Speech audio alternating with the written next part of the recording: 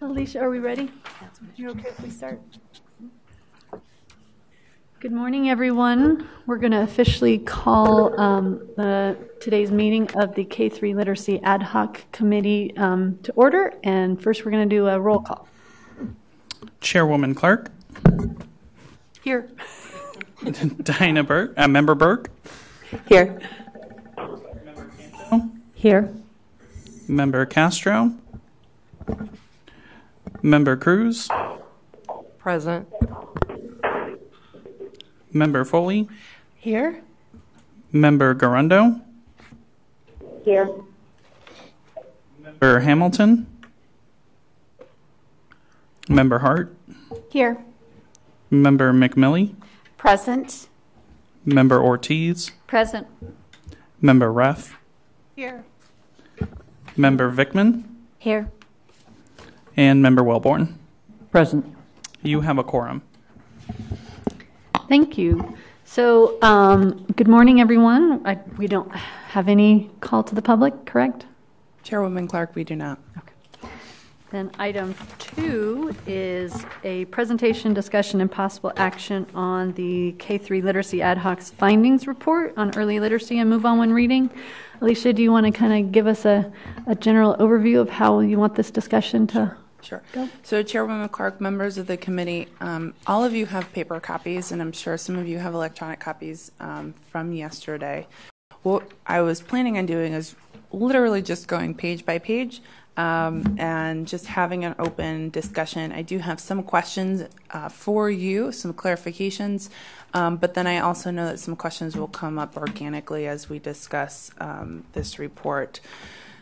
Additionally, some of the, just for everyone's knowledge, some of the responses back from the committee members were very local centric. So what I tried to do was capture the thoughts of the committee members if it was more local than statewide and try to bring it up. So if you have questions about that, or if you feel as if like, well, maybe my comments weren't really heard, please bring that up to me and I can adjust that for you. Okay. All of you should have a document in front of you. It should be page numbered. I'm utilizing the cover page as page 1, just so that's clear. So page 2 really is just the introductory letter to whomever will be reading this. What we did as board staff is we wrote this in a lay person's language. We tried not to get too technical, knowing that we wanted to be as clear and concise as possible. Okay. That doesn't mean that further revisions would refrain from including some more technical language, but that's just the first kind of draft. We wanted it kind of just, anyone can pick it up, anyone can read it. Okay.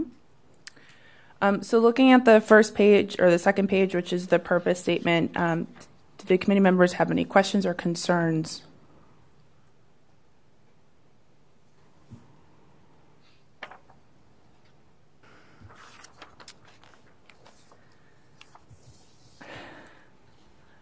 Yes, Member Wellborn. Thank you, Chairman Clark. I talked with Alicia about this yesterday, and I wanted to suggest that the introductory paragraph be a little bit more compelling. And I also wanted to make clear that the issue is not just about moving to menu of assessments, that there are compelling reasons for us to look at the issue of literacy regardless of moving to menu of assessments. So I wanted us to make that clear. And I don't quite think we make the case that says that we're not on, given where we've been in the progress that's been made for the last 6 years under Maurer, we're not on track to reach the 72%. I don't quite think we spell that out. So that's the compelling cause for us to look at the entire issue. Mm-hmm. And I think we can also say in there that to raise the concern that it doesn't, that if we don't change something, if we keep doing what we've been doing, we're likely only to get the same kind of results we've been getting. So this ad hoc committee is looking for ways we can enhance the program so that it becomes more effective and we can gain. I mean, if you look at the numbers, you need to gain 3% percentage points a year to get to the 72%, and those are significant gains which we have not been making. So I would like to do that. The other theme that I would like to introduce is that we've been using AZ Merit ELA as an approximate measure for reading. And I don't know how other states have done this. We haven't really focused on it. But one of the things I hear from schools and teachers all the time is that all they get back is a yes or a no. And that we're using some subscore below ELA. So we say we have 44% that are below proficiency, but we really don't know. We don't have a single track. And you think about the other indices that are so prevalent in education. We track graduation rates. We publish separate reports on graduation rates. We track attrition. We track there's one other one that's chronic absenteeism and dropouts. So those are really critical indices that we use to measure the state or the wellness of our education program. And I think reading should be on the same bar somehow, that we need to figure out a measurement and so that our stakeholders understand and policymakers and the legislatures understand that we really don't have a good tool for measuring how we're doing in grade. And there's too much focus just on what happens in third grade and no focus what happens on K2. Right. Yep. Sounds like we have. I'm seeing a lot of shaking heads. I would absolutely echo and second that, and I think that is maybe what we can get to as we go through the rest of the report, ways we can strengthen the message behind that, especially because some of these decisions get made and they have a trickle effect or a ripple effect. Right. You know, AZ Merit was a decision that was made, and it was not able to give us what we needed to really measure move on when reading. So in an effective way, to your point. So I think we can absolutely strengthen that. And I would actually very much echo the urgency that needs to be sort of in that statement paragraph at the beginning of this. And we can help with some of that language, Alicia, but we want to stress urgency, that we're not on track to achieve the goal of the progress meter, and that we absolutely need to look at, and that's why this group came together, what are the lever points that are really going to help us accelerate, because it's no longer just about keeping us going and forward. We have to accelerate, and that is why we were looking at those that have been able to do that. What are they doing? So I would absolutely say that we can do that in this, and Right. we should. Yeah. And I would also agree. I think I did send a follow-up with recommendations and just the view from our district that we absolutely have to, in a compelling way, clarify what the early literacy crisis is, and specifically, which kids, where are they, what do we know about them? I think when we paint a broad brush that there's this early literacy crisis, it really doesn't mean a lot. We have to be more specific. What is the nature of this crisis? Which kids are in danger and why? And then I also agree with the idea of what does a cut score on AZ Merit or any other score, any other assessment tell us about what that means about a child's early literacy skills? Right now, it seems to me that it's just this normative, here's 3% or 20% or whatever in the middle, but it does not give any information to the public, to parents, to teachers. What does it mean? How is this child's early literacy skills different from this child's?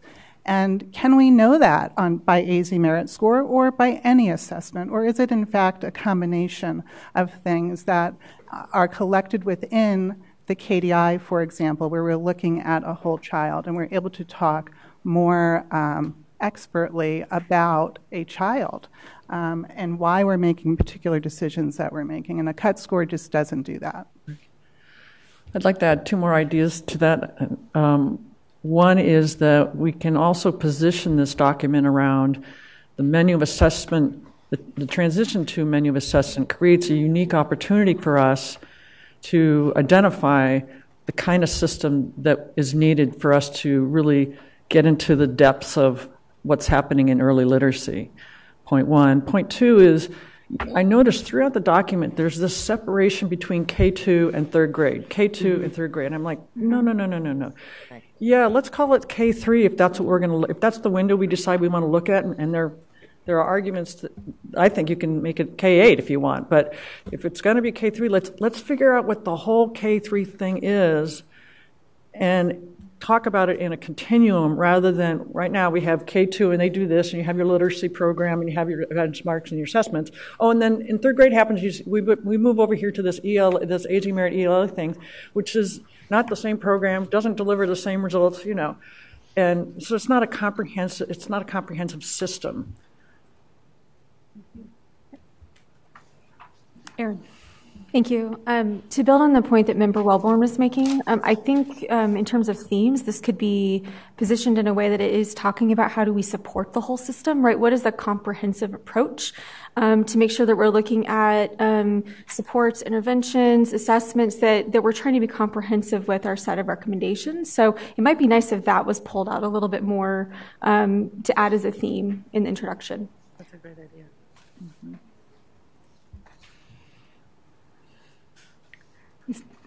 That enough input for page 2?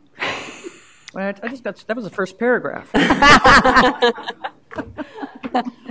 Second paragraph, Member Wellborn. Yeah.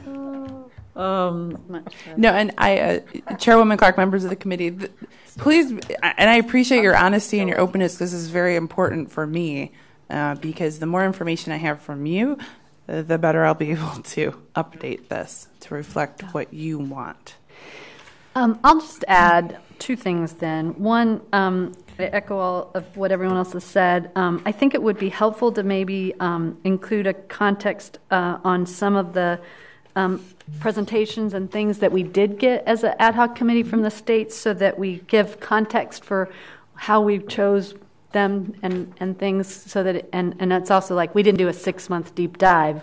We did very quick. So I can help with that language. Chairwoman Clark, context of information within or context of how we sought out the information. Right. We referenced them as saying this, we looked to other states for information and what they were doing. But I think we need give a little bit more detail on that so that we don't again, look like we did a 6-month learning journey. We identified some criteria like who's had the most results and then got some snapshots of things that they're doing that led us to, some conversations. But so I think we want to just capture that and give some context. The other thing I would say is because this document is usually going to be a standalone document, we might want to add at the end of it clarify who are the members of the ad hoc and sort of what the mission of the ad hoc was, because you've captured very eloquently the mission of the state board's priorities. But so I'd include that at the end with maybe perhaps some of the links and things that were collected and used during the course of our So meetings. Chairwoman Clark, members of the committee, just so you know, my big picture idea is that you would have this, and Member Wellborn's a little bit familiar with this because we did it at the retreat, but you have your report and then the materials. There'd be an appendix. I'm just making sure that that's Okay. that's the direction we're headed, and not assuming it and realizing Perfect. we had a different plan. So, and then I absolutely agree with you that we need to talk about this as a K-3 comprehensive system that we're building and all of the elements that are part of that. But sometimes we then have a kind of a tendency to go, well, then what works for all grades works for all grades, and that might not why you're seeing some of the K2 versus third grade is there are things that aren't going to work in the early grades and things. So if we're keeping the big idea of a K3 system and understanding under that umbrella, there may be different elements needed at different grades. to create that comprehensive system. That's the only kind of clarifier. And if people don't agree with me, please, this is what this group is for. But that's what I think is the confusion. And because this is going to be for lay people, I'd want to try to capture, it's not a cookie cutter approach. A comprehensive system is responsive and reflective of the needs and the appropriate effective practices at grades. Mm-hmm. Okay. For the students and the teachers. Right, exactly. Okay. So just wanted to tease that out a little because I think sometimes we can just adopt something for K-3 when you'd have to actually say, not so much. To be effective as a comprehensive, we need this, this, and this, and it's a building of the right components. So that was my little. Anybody else on this? Yes. Thank you, Chairman Clark. So under the bullet points, the first one talking about researching current trends nationally in Arizona, monitor and validate reading proficiency standards. I'm not sure what we did to validate reading proficiency standards, but we did look at where the highest growth is, who are the outlier states, and what have they done, or use that as creating a benchmark for saying this is what's possible to achieve. I don't even know. We looked a little bit about what they've done, but more about this is sort of what our North Star we want it to be. It's possible to get 5% point gains and things like that. The third bullet point, working to align state statutes to ensure move on when reading policy is strong. I think we need to define what strong is. I think we have to define what we want move on when reading to be. Maybe we want it to be comprehensive. Do we want it to say just effective or more effective in driving growth? Is that what our goal is? Something like that.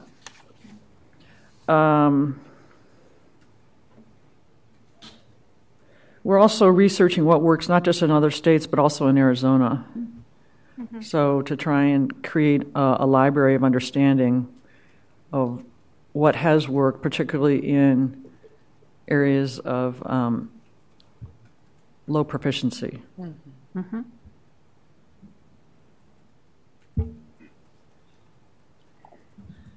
Yes, Cayenne. Oh, and one last thing, sorry. Oh, okay. We didn't mention ESSA once in this report, and I think we have to recognize what ESSA requires us to do in reporting, but also that WIT's got its own set of goals. Yeah. Great catch. So in the last bullet, Member Wellborn mentioned that we talked about what works in other states, but my concern is that we did not look at what has not worked in other states. And there's many examples of things that we've tried that have not worked in other states that we never heard about. I'm going to give you the example of Texas. Because I'm from there, and I know that they did the retention for third grade starting back in 1999, and they did away with it. So I think it would behoove us to look at what has not worked in other states too, because they did very similar things to what Florida did, and it did not work in Texas.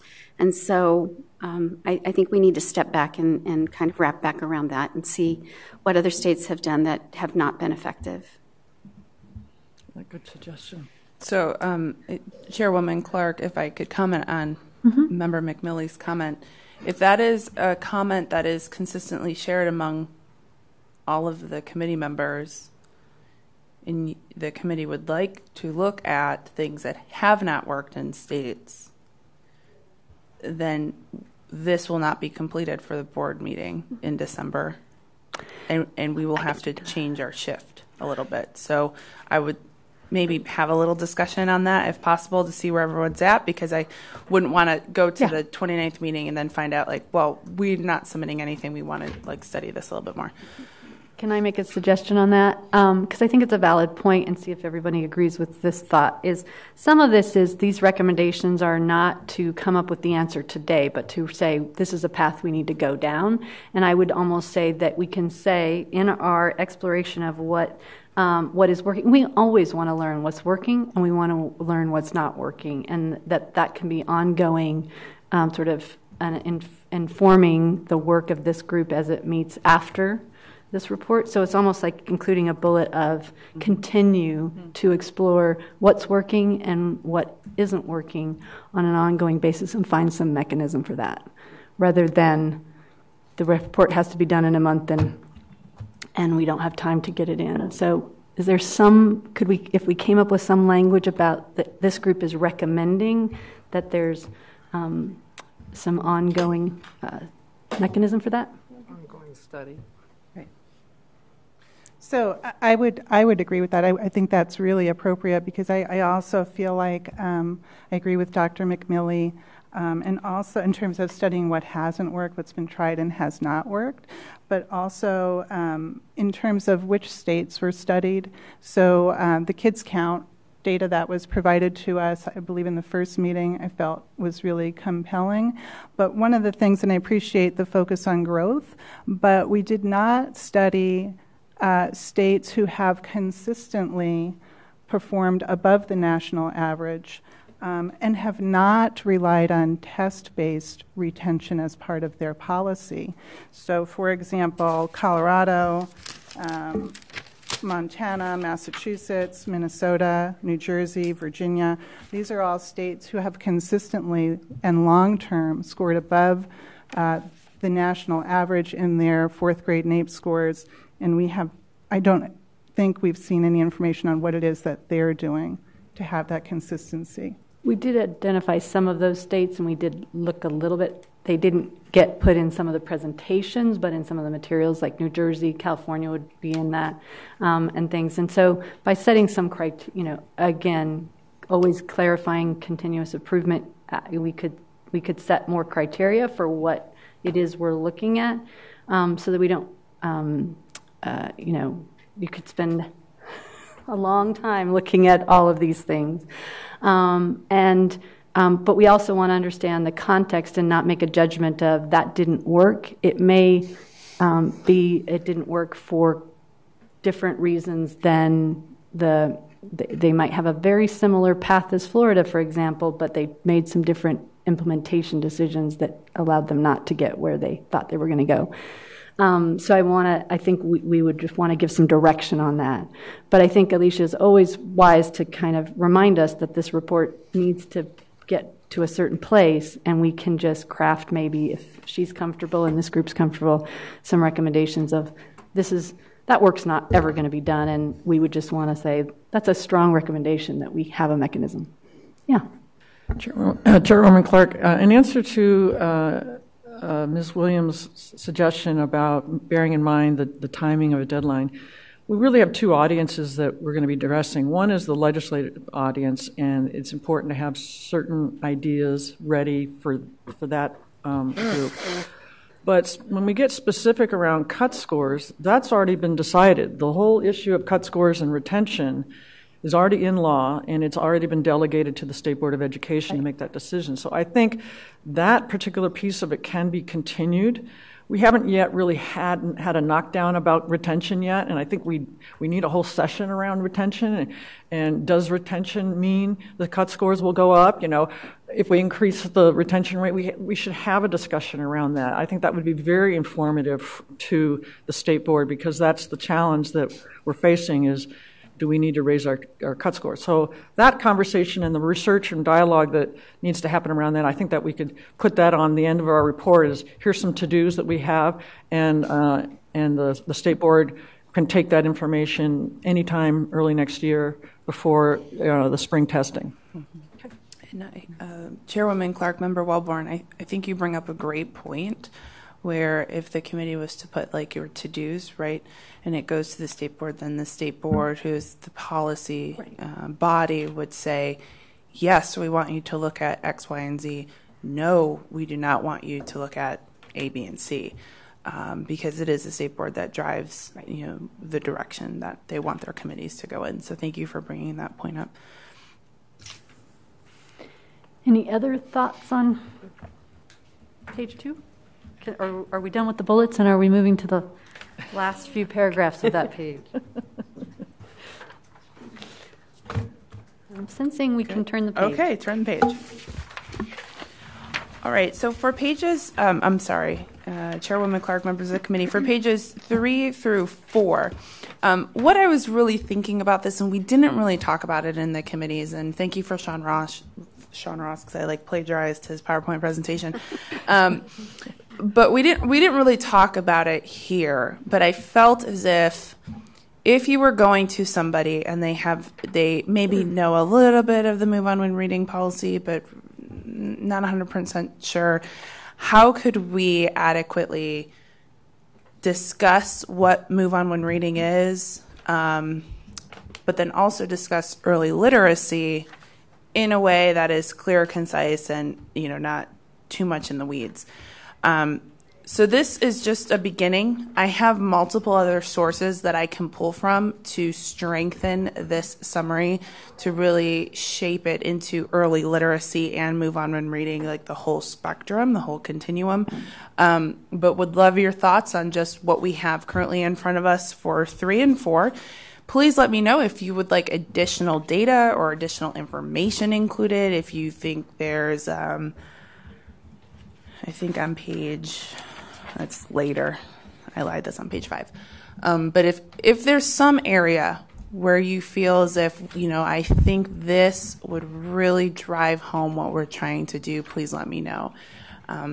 The additional information I have is board staff creates a state board member resource binder every year. And so that member resource binder, I made one copy. It has a pretty substantial executive summary of what Move On When Reading is for our new board members when they come, right? They get staffed. So it depicts everything from Move On When Reading and early literacy, from essential components of reading instruction, Move On When Reading student retention, testing windows, reading plan, reading-based support weights. It talks about the early literacy grant program, and then it contains all the statutes and rules that govern early literacy and Move On When Reading. So that's one document that board staff has, and we have others as well, but turning it all over to you, what would you like to see here? Cayenne and then Member Wilborn. Thank you, Chair. Why don't you go ahead? Okay. All right. Thank you, Chairman Clark. Okay. I do have a question about on the second paragraph on the Move On When Reading page. It says, to date, Move On When Reading funding is distributed to all schools that serve K-3 at a total of $45 million. So to me, this is just kind of wordsmithing, I think.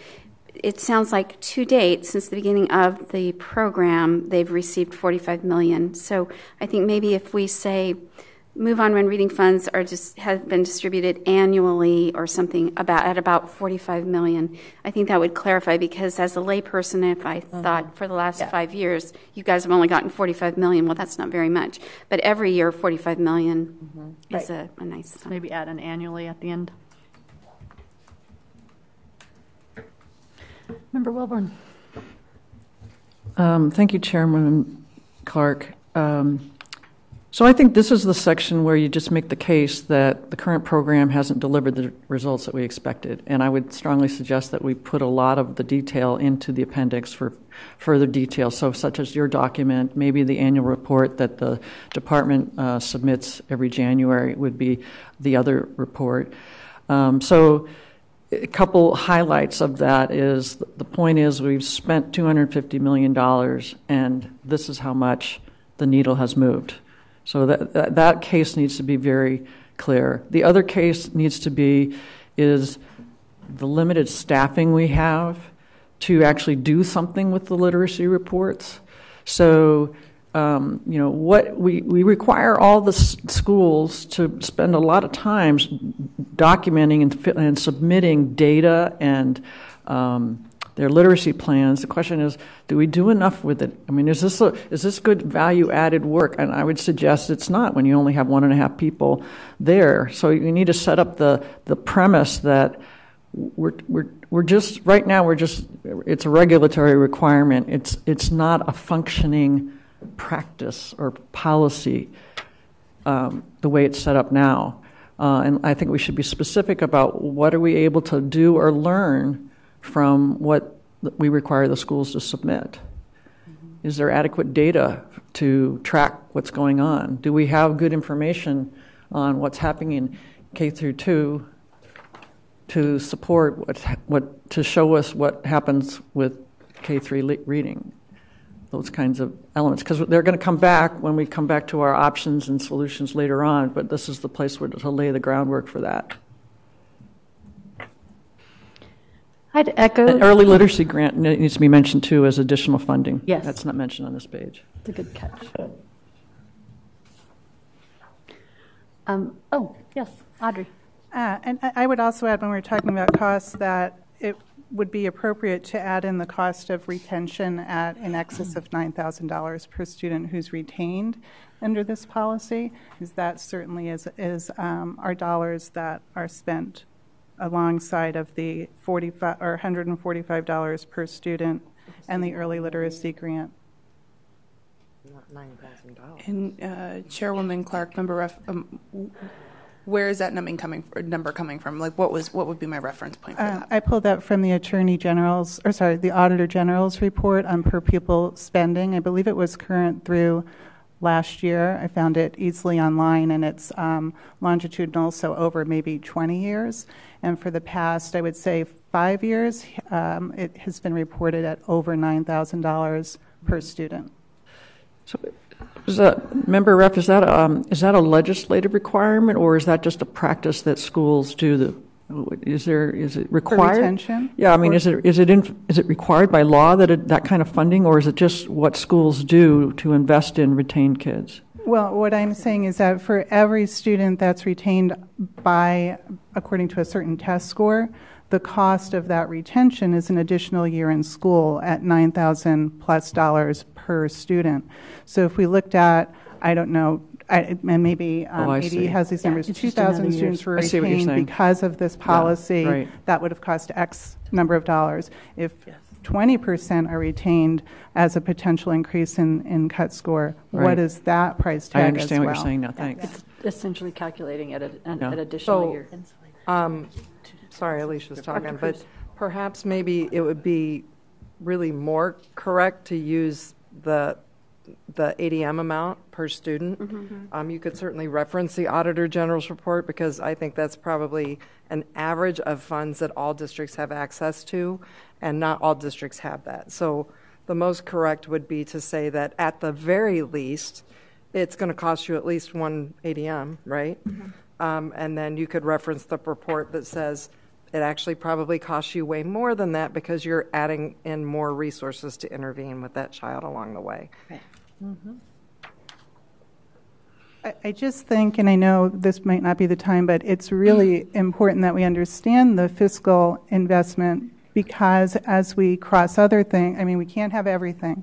So if we're thinking about, where our dollars are going now, that it's a per pupil instead of targeted need, or that it's for retention instead of full day kinder, or some other budget consideration, like how do we understand that trade-off that we're making, and is it the best investment decision? Excuse me, this is Dawn. I did have a question as well. When looking at the percentages broken down for 2016, 2017, in the amount of for staffing, instructional materials assessment, and professional development, when we start to make recommendations and look deeper, can we figure out what the percentage that those other states that we were looking at in reference to was spending? Because we know it takes staffing, and I don't disagree it to any point, but when we're only looking at 3% is going towards professional development, are we teaching enough individuals to be able to carry on this work, is a question that I would have as well. So, Dawn, this is Terry. We just want to make sure you're reading those. Those are expenditures not at the state level. Those are how schools are reporting that they're spending their own Move On When Reading funds. Okay. And it may be that we need to recognize how that what monies are there to support the implementation of Move On When Reading at the state level beyond what's going to the schools. That's reported in their annual report. Right, it's in that report, so available. including that in the report will cover that. So, but we want to make sure that we're not saying this is how those dollars, because these are at the school level. So I think we might need a bit more explanation of the, before we just go into the chart. Dawn. Yes, thank you. So that's kind of the thought that I was at, because I was kind of going down that path, but I didn't think the everyday reader would understand that. Okay.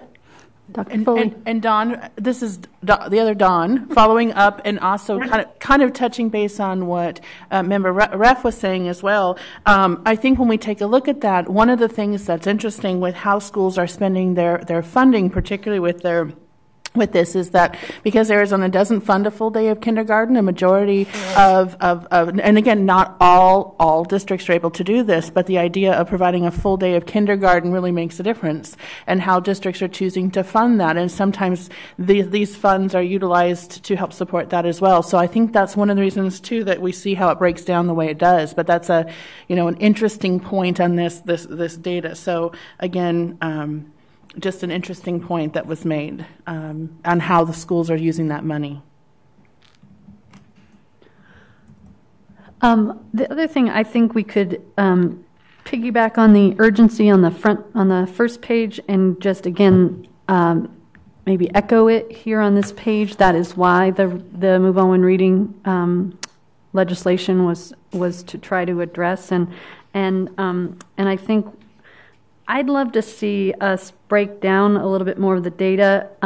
We referenced the 72% goal at the beginning. This is where we could basically also reference ESSA and the target goals by subgroup, because if we only keep thinking about the 72% and not realizing who are the kids that need them, and so breaking it down by levels of proficiency and that data that's included in the report by subgroup, will give a better context to an earlier request about who are the kids that need the help.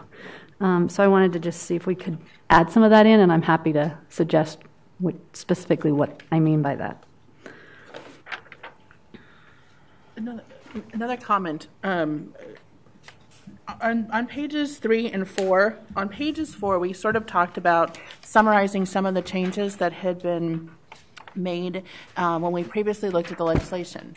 One of the things, and I'm not sure where it would be, and so maybe it's on other pages, but is there a place or a spot where we had talked about some pieces for maybe making recommendation for changes to the legislation itself?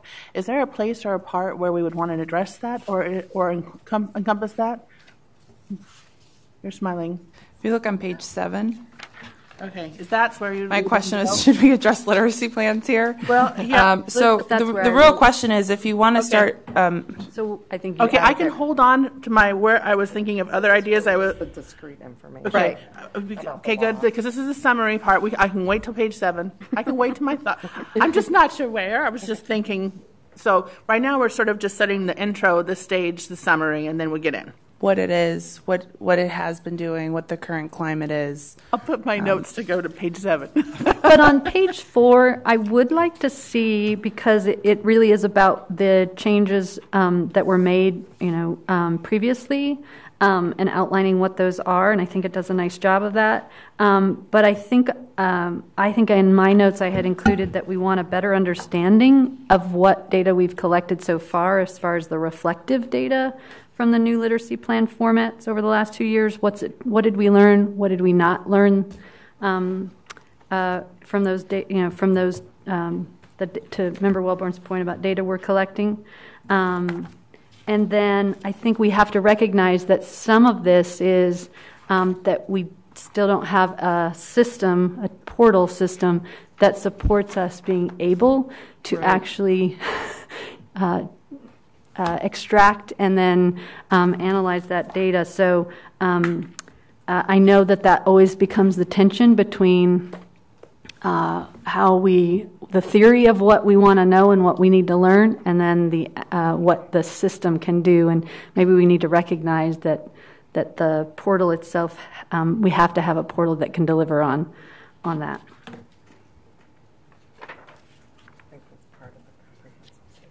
That would be, yeah.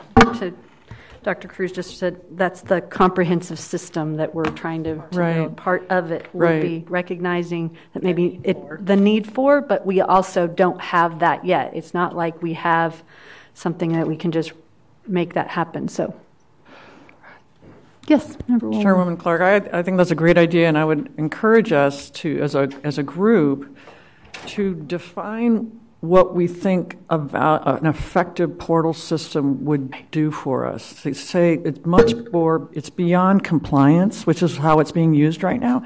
But let's talk about an effective portal system. What does that look like? What we could do, we could identify this, that, and all the things that we talked about when we created the study. We had to do a lot of approximating because the data wasn't good and the questions we had. So I think if we can illustrate for the reader the value of spending more money in a computer system, which we know nobody wants to do, but we're right now it's just at a bare limit compliance phase, and we need to better articulate what a functioning portal could provide for stakeholders and policymakers at the statewide level. It's a great way to phrase it. So you're again building the urgency.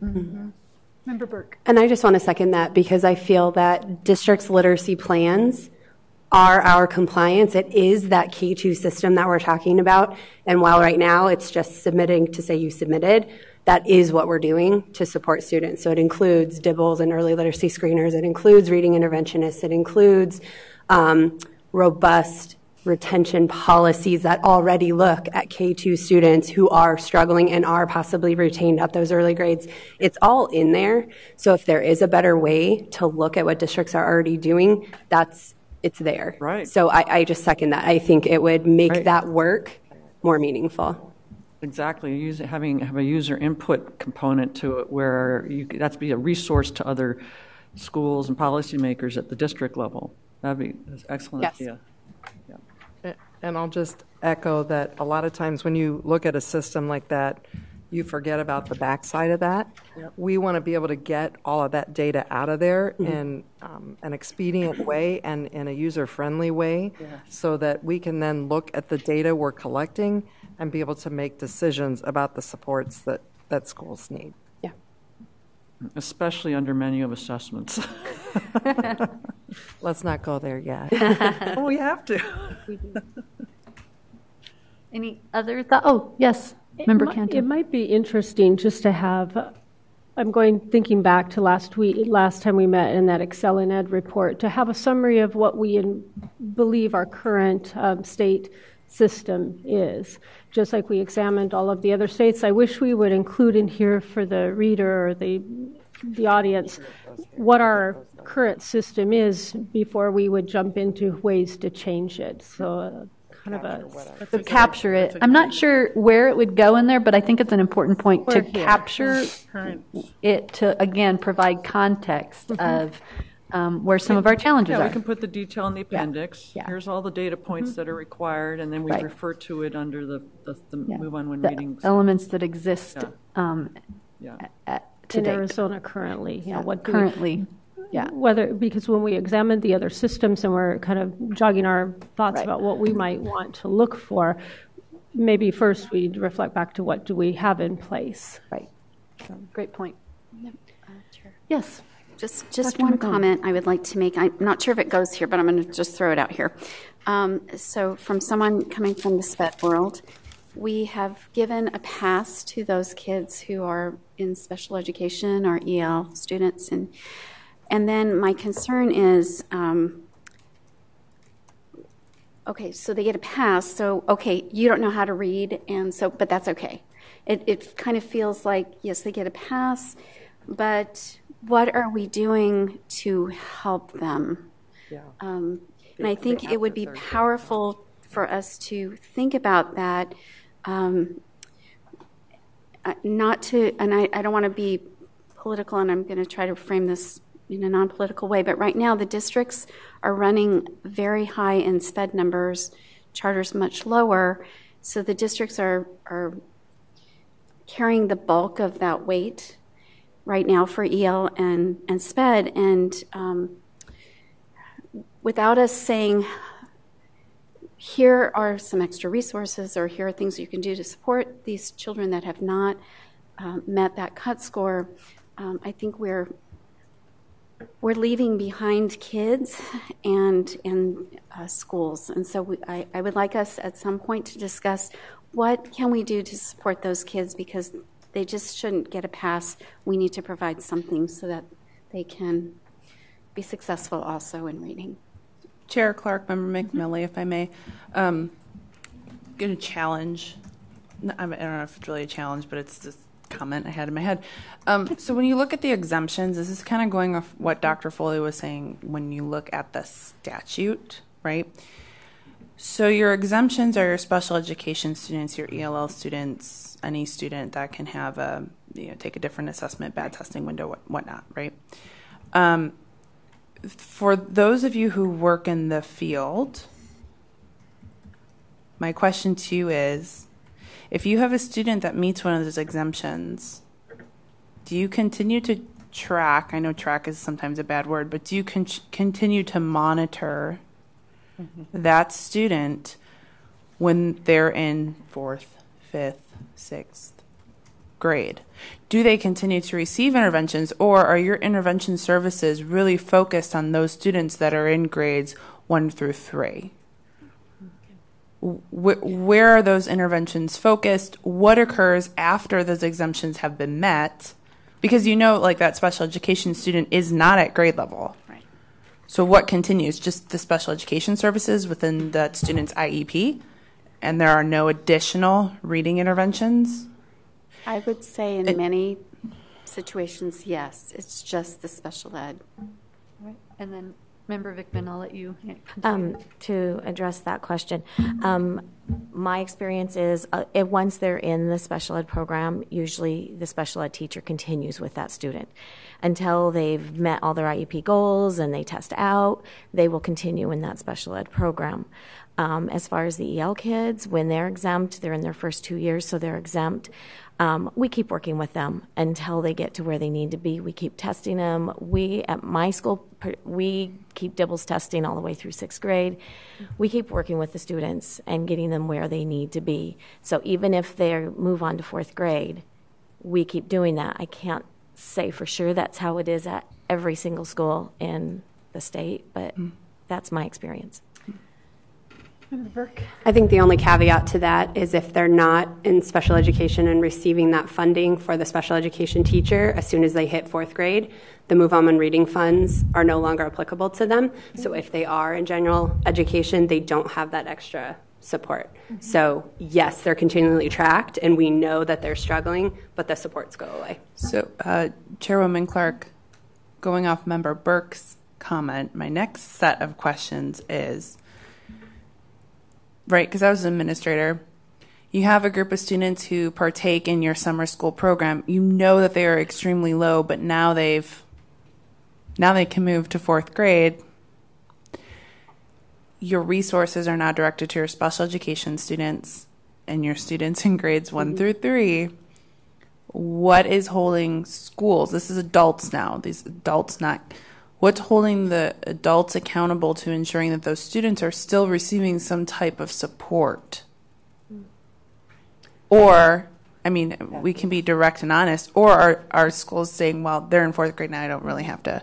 It's up to the classroom teacher to ensure that the lesson plans are differentiated with the different levels in the classroom.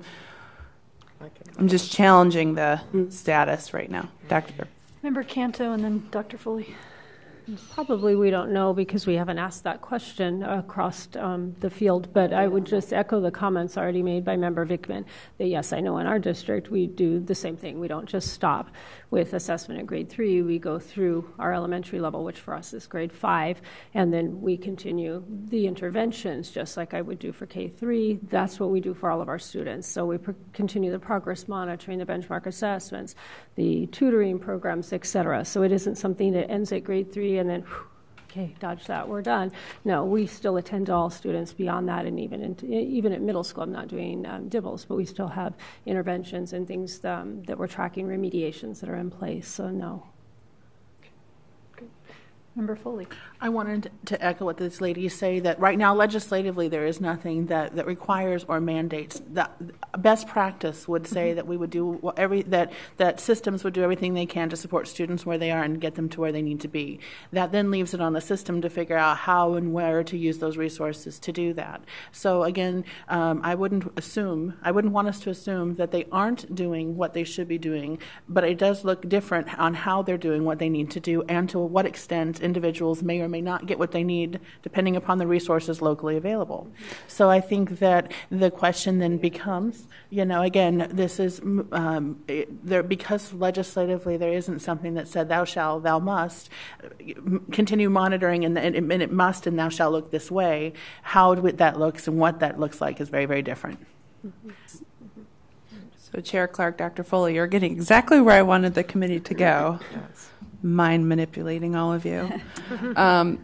So you don't want to put into place something like that's considered like an unfunded mandate, right? But does this committee feel like there needs to be some type of monitoring or evaluation or something within 4.8? Yes. So if I can, and you may not want to touch that right now. It may be a future conversation, but. Member McMillan. So one of the things and why I brought it up here is we were talking about this effective portal system, and maybe that's part of that. What are you doing for your fourth graders and your fifth graders that didn't pass but that moved on?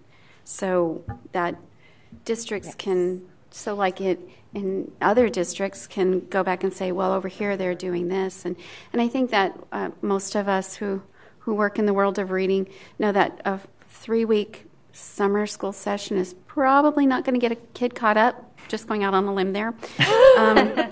But what are we doing that's effectively meeting? Are we providing, like, I'd love to know, are you doing after school? And I think if other districts could gather that information and there was some access to that, and how are you funding it? Because sometimes it is true. Where are you getting the money to do this? Because there's never enough money. So. Right. No, that's exactly what's missing from the portal.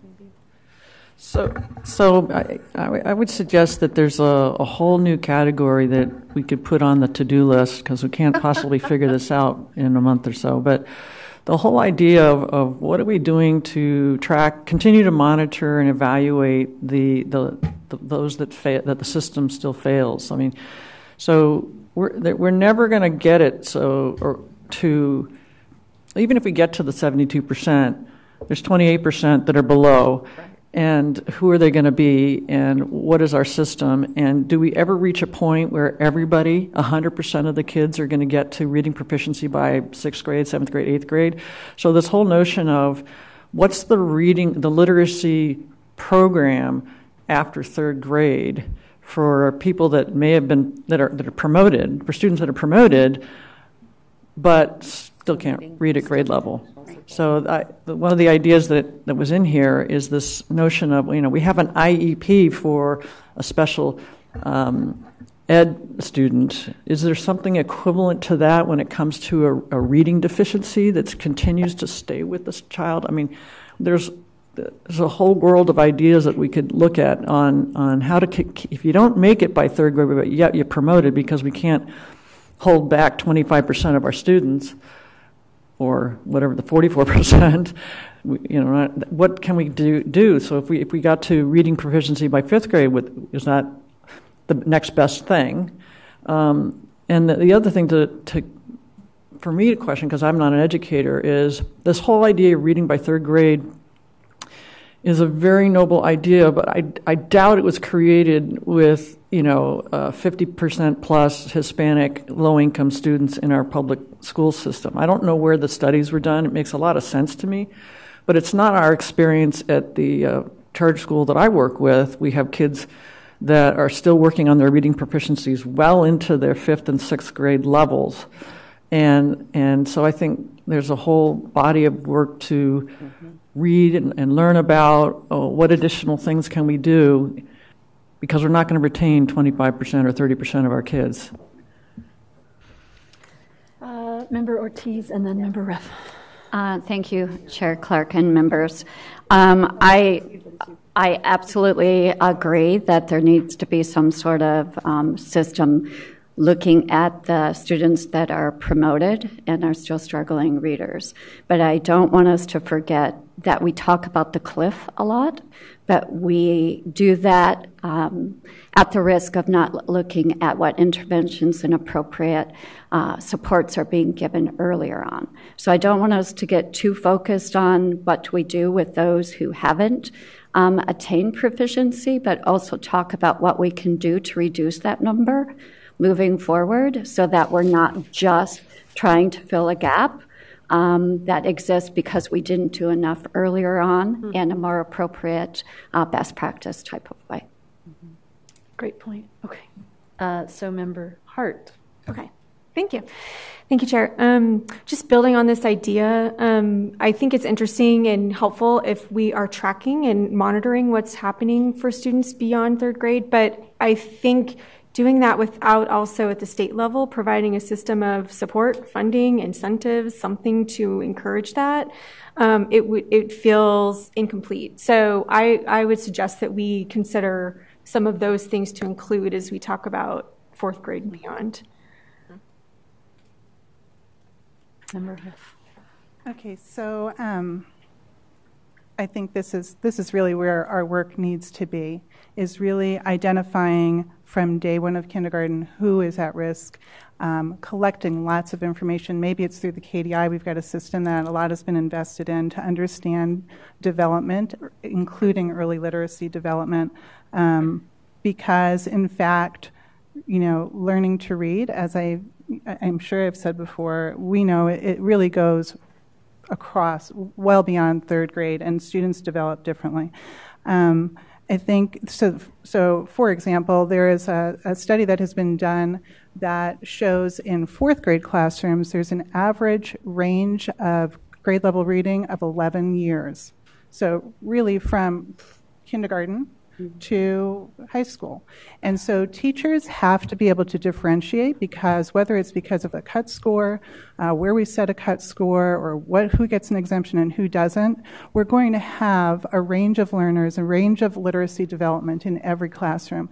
And we have to make sure that we are not putting, I think, all of our resources in getting to that point. It's about following the child. And back to the exemptions, I think that one of the things that, so like all of you have spoken, we take care of our kids.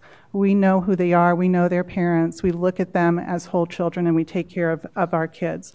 Those students who have exemptions who are eligible for exemptions, who have an IEP or who are English learners, potentially with an ILLP, they have the benefit of a team of adults who care about them making that decision. Is it better for them to stay in third grade? Is it better for them to move on to fourth grade? What's going to happen if they stay in third grade? What's going to happen if they go to fourth grade? And a support plan can be made, and including placement decisions for those kids. It seems unfair that we wouldn't have that same consideration for all students. And I wholeheartedly agree that that is where the focus needs to be. Not, did you make it, did you not make it, draw a line, resources are cut. It's knowing who those kids are, how are they developing, what supports they need, which adults know about those supports and can make the best decisions for them. And so I really feel like this is the heart of where this committee's work needs to be. Any other comments on, that's page 3 and 4, I think, right? Oh, I have one more on page 4. I forgot about the language here.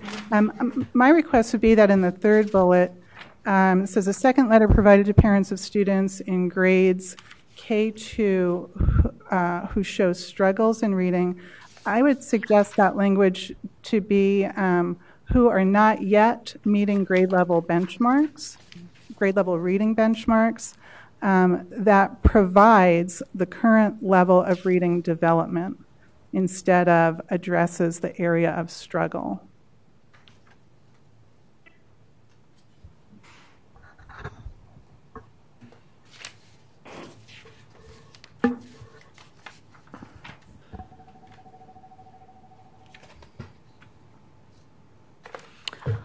All right, moving on to current climate. Are we tracking on the right? Yeah. Okay. Chair Clark, members of the committee. So page 5 is current climate, but I think this page we kind of discussed a lot about with the move on and reading and the purpose. So I think we can just pass over this one unless someone has like, no, we didn't talk about it. I want to address it. I would agree with you. I think I would just say this is another opportunity for us to echo some of the previous comments, like the comprehensive system that we're trying to build to deliver supports and interventions when a student needs them, the focus on the early part rather than the retention part, and ensuring system supports were the two bullets that I was just like, echo this. But if there's anything else anyone would add to that? I agree. Okay. Then moving on to Page 6. Oh, no. Okay. Moving on. I'm ready Moving to move on. on. She jumped in. She's on page 6, and we are ready. All right, Dr. Foley, unless you want to explain sort of. Sure. So, Chairwoman Clark, members of the committee, page 6 is early literacy. So based upon some of the discussions we've already had this morning, I think early literacy and really that comprehensive support, the whole spectrum, this will probably need to be built out a little bit more. And really, I have a whole bunch of things running through my head about the structure of this report now, so we'll see what it turns out to be on the 29th. But I think with the issue statement, I've had some conversations with some committee members. I think that second sentence with the KDI pilot, I think we need to remove that and really just focus on a mechanism for capturing data points for K2 students and just let it naturally occur of K3. K3 students. Yep, agree. And just let it naturally occur as someone reads it and we go through and look at the data points. We don't need to necessarily focus on KDI too much. Chairwoman Clark? Yes. So I have a thought here is that And then you. really the thrust of, I think, what we're saying in this report is that in order for our literacy program to be more effective, the first thing we need to do is we need to provide better supports, whatever, to schools that have high populations of non-readers or below proficiency. So that to me is that's the first thing to recognize, that we need to offer more resources and services and supports to those. And the second part is this part, which is, and then we also need a system to track or monitoring what's happening so we can have our own literacy program. So the theme of an effective literacy program is that you're monitoring and you're identifying your students that are needing help. Well, we need to do the same thing at the state level, and we need to do it before K3. Right now, we don't really do it at all. So the point is, we need our own system, and this is part of defining what a comprehensive program is. It's you need good data on all the schools, and then you need to be able to intervene with resources, and that's what we don't have at the state level. So these are the building blocks for a comprehensive program. Okay. I have to talk now because this is like this. Yes, yes, and yes. This is the part that I am the most passionate about, and so passionate about. Forgive me for just a moment. Love it. Here's why, and here's what. When we talk about this, we have to talk about what tools we are using, and when we talk about a cut score, we have to talk about an assessment. We have to talk about what tools we are using. When we say what tools we are using, we have to be very careful about how we are using those tools, because a lot of times we misuse tools. One of the most beautiful things that the ADE provided for us when we first met was this, the framework of a balanced framework assessment tool.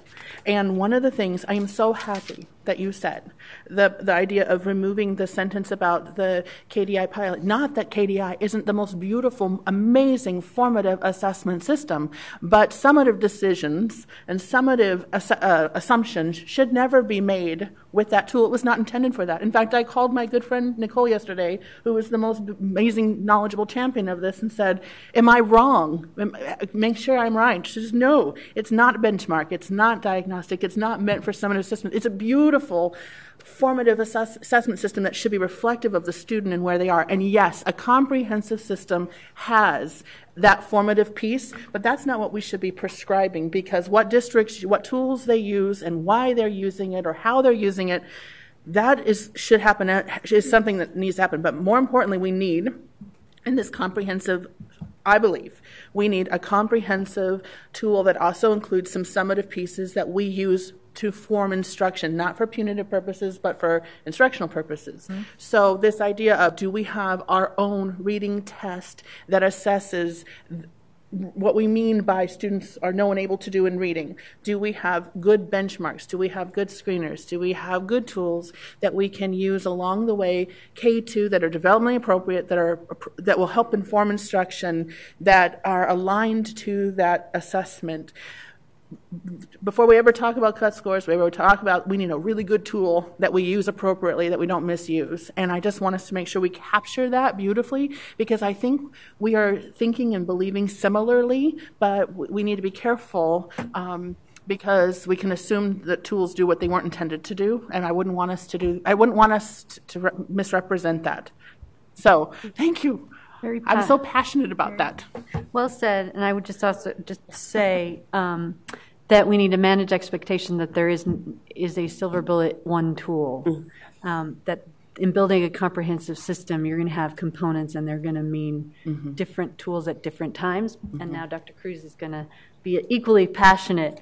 I don't think I can top that. I'm sorry. But yes and yes. So thank you for all of that. Before I give some other edits on this page, I just wanted to weigh in on the balanced assessment framework. Certainly we could provide that resource to the committee so that you have that as a reference. It's so important to have that balanced look at assessment. And I'll just capture something that Dr. Foley said. The word summative, yes, but summative, gets a bad name because summative can also be formative in nature. Right. And I think that's what we want to capture. So, an end of grade level assessment that gives us the current state of affairs for that student to let us know where are we going in the next year with that student. So, yes, summative in nature, but also very formative in how we utilize the data in order to move forward with that student. So not summative like AZ Merit, but in a formative way.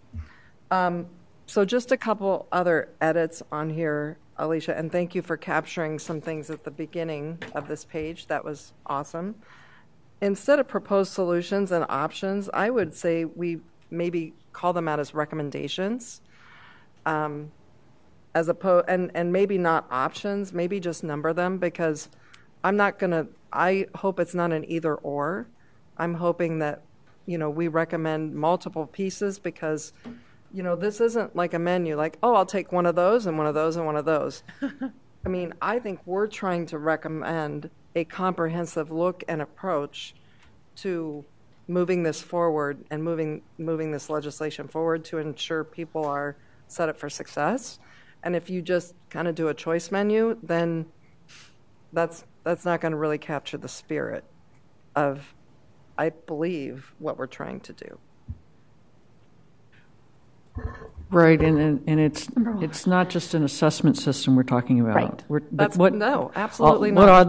What are the components of a comprehensive program at the state level?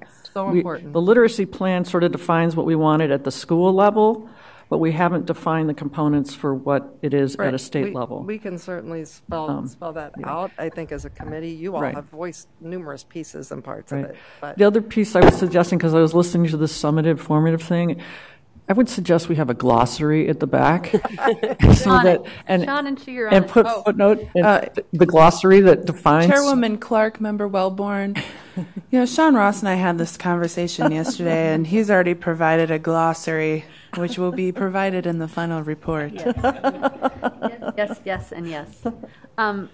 Can I push that a little bit further to build on the comments from previous? I do think there are some things where we want to put a stake in the ground. Like I would lobby for we need a universal screening tool at kindergarten to know how students are coming in, what the strengths they're coming in with, so that whatever we do in between kindergarten and third, we have at least a baseline of where we're starting. We don't have that, and most of the other states we looked at and other states we didn't look at that are moving results have that component. For me, we might not be able to build the robust, comprehensive system in 1 or 2 years, but there are some things that we probably need to say, if you want to get there, you need to have this. Right. Yep.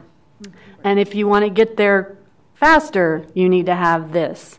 But if you want to take your time, and then we're never going to get there. So I don't know, I wanted to get a read from this group if you're comfortable with some of those things. I mean, I would never say I want a comprehensive system for early literacy, and part of that is a comprehensive assessment system, and part of that, there are some components where I understand different LEAs are using different tools, but if we can get to a place where there are some common tools before third grade, if we don't do that, we're never going to get where we want to go. And I think we have to almost be explicit about that, because if we get too loose on that, that'll get lost and will not make the progress, I think, this quickly. So yes, please.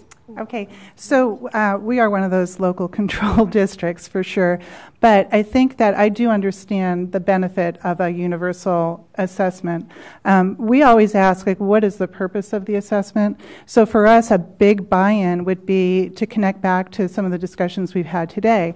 Like if a state screener is going to help us to locate where our students in need are on day 1 of kindergarten, and then direct resources there, that would be a huge buy-in for us. Yep. If it's going to help us to to know more about the children that we're servicing and their families and their literacy development, I feel like we've got a good handle on that now, but if there's something better, we certainly would be on board for that.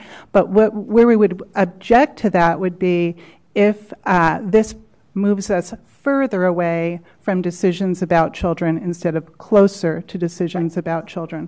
So, and I think, I'm a broken record here, but we just feel very, very strongly that decisions about placement in grade, placement in intervention, placement in programs must be made with parents and teachers and not by a test. So if this universal screener does that, then we're all for it.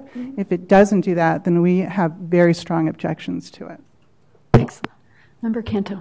I like the idea of the universal screener very much because some things I think it is helpful to have in common, and particularly if we think back to questions about who are these children that are at risk and not being successful, we find that one of those things tends to be mobility, and it would be more helpful to have some commonalities versus starting all over from scratch with assessment, because if we're ever able to build out this portal and some of these data components to where I would have access to them when that child comes to me like I would to Azella or some of the other assessment data, that would be an awesome tool and enable me to hit the ground running versus having to go back to the drawing board and start over with some things. It would just provide some history. So I find that idea very, very attractive. I think Dana you go first. Okay. She's had her hand up for a while. Oh, it's okay. I keep having different thoughts that are evolving and changing. So I want to second what you said. I do think a universal screener would be really, really helpful, and agree with the mobility piece, because it's just huge, and especially where I'm from, lots of Border Patrol, lots of Air Force, constant movement.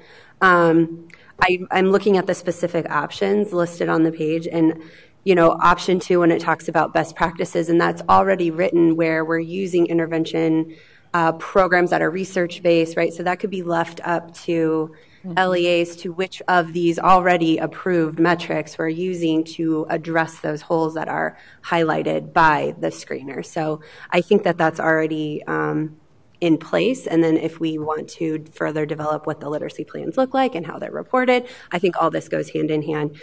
Where I do want to highlight a couple concerns is with option 4, and it might just be my interpretation of it as a practitioner, but I very much read this as a as a teacher at a K-2 school with 300 kindergartners, and at the beginning of the year, 120 of them are listed as struggling in reading, that we are going to be writing 120 more or less IEPs because this looks very labor intensive. I think with a few wording changes, it could almost be absorbed into option 2 in that part of a network of best practices is including student-specific information given to parents, something like that. So it's left up to the schools and the districts as to what that looks like, because right now the letter is just the form letter. It's, by the way, if in 3rd grade they're not meeting, this is what it's going to be. Whereas maybe at a certain point, we're giving more information, but I just wonder if anyone else read it that way, because I read it like, oh boy, IEPs. Isn't there though in the updated legislation we made, wasn't there additional guidance though that said that in addition to the annual notification that parents were to be notified if children were not reading, and if in our assessment of students they're not making progress or toward that grade level, that communication has to occur. Yeah. So I was wondering where this was.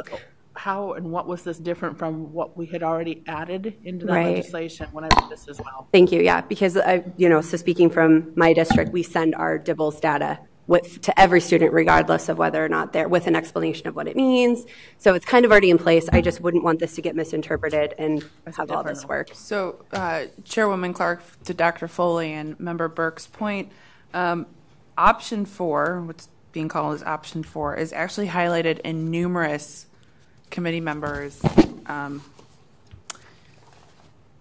remarks, feedback. So it comes from the committee, and I think that it is in direct relationship to one of the presentations. I can't remember if it was ExcelinEd or if it was ECS. They talked about that individualized focused for those students at risk, and some of the states had implemented those learning programs or intervention program reports, an IRPP, individualized reading to proficiency plan. Yeah, in my mind, I think part of it is also there's the change we made to the Move On When Reading about communication, and this, I think, piggybacks on some of how other states are doing it to ensure that there's fidelity to the interventions that you communicate about that are going to happen. What happens if, Dr. Cruz and then Member Wellborn. I just want to caution our committee that we keep referring to a universal screener as being a kindergarten universal screener. We use universal screeners across many grade levels, so I just wanted to capture that it didn't get put in the report as a kindergarten screener.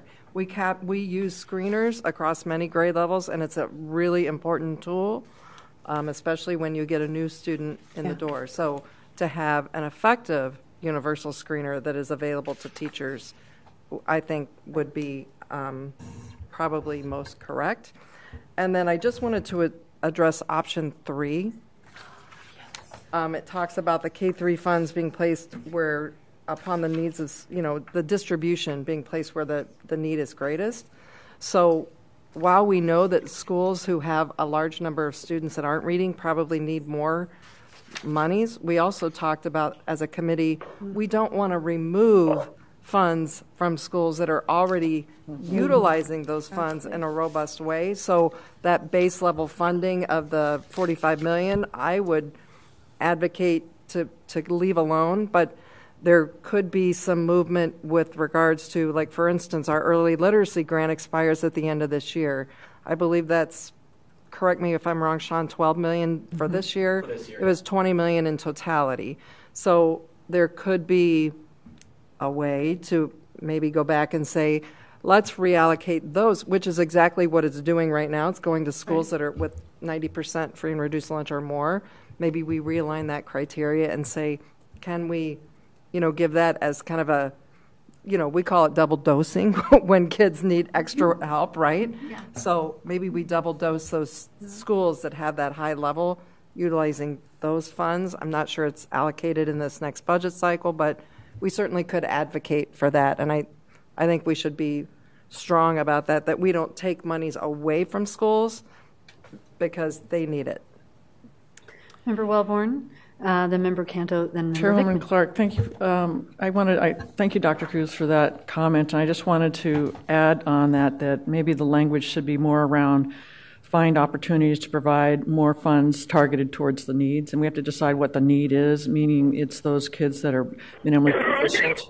So it's trying to find more funds. I think because the minute you start talking about distribution, people get nervous about taking it away from schools, and we don't want to get in that. You can see they're funding teachers with the majority of those funds, so that would go away. We don't want that. Right. Two other things I wanted to respond to. The thing about universal screening, let me clarify that in the context of menu of assessments.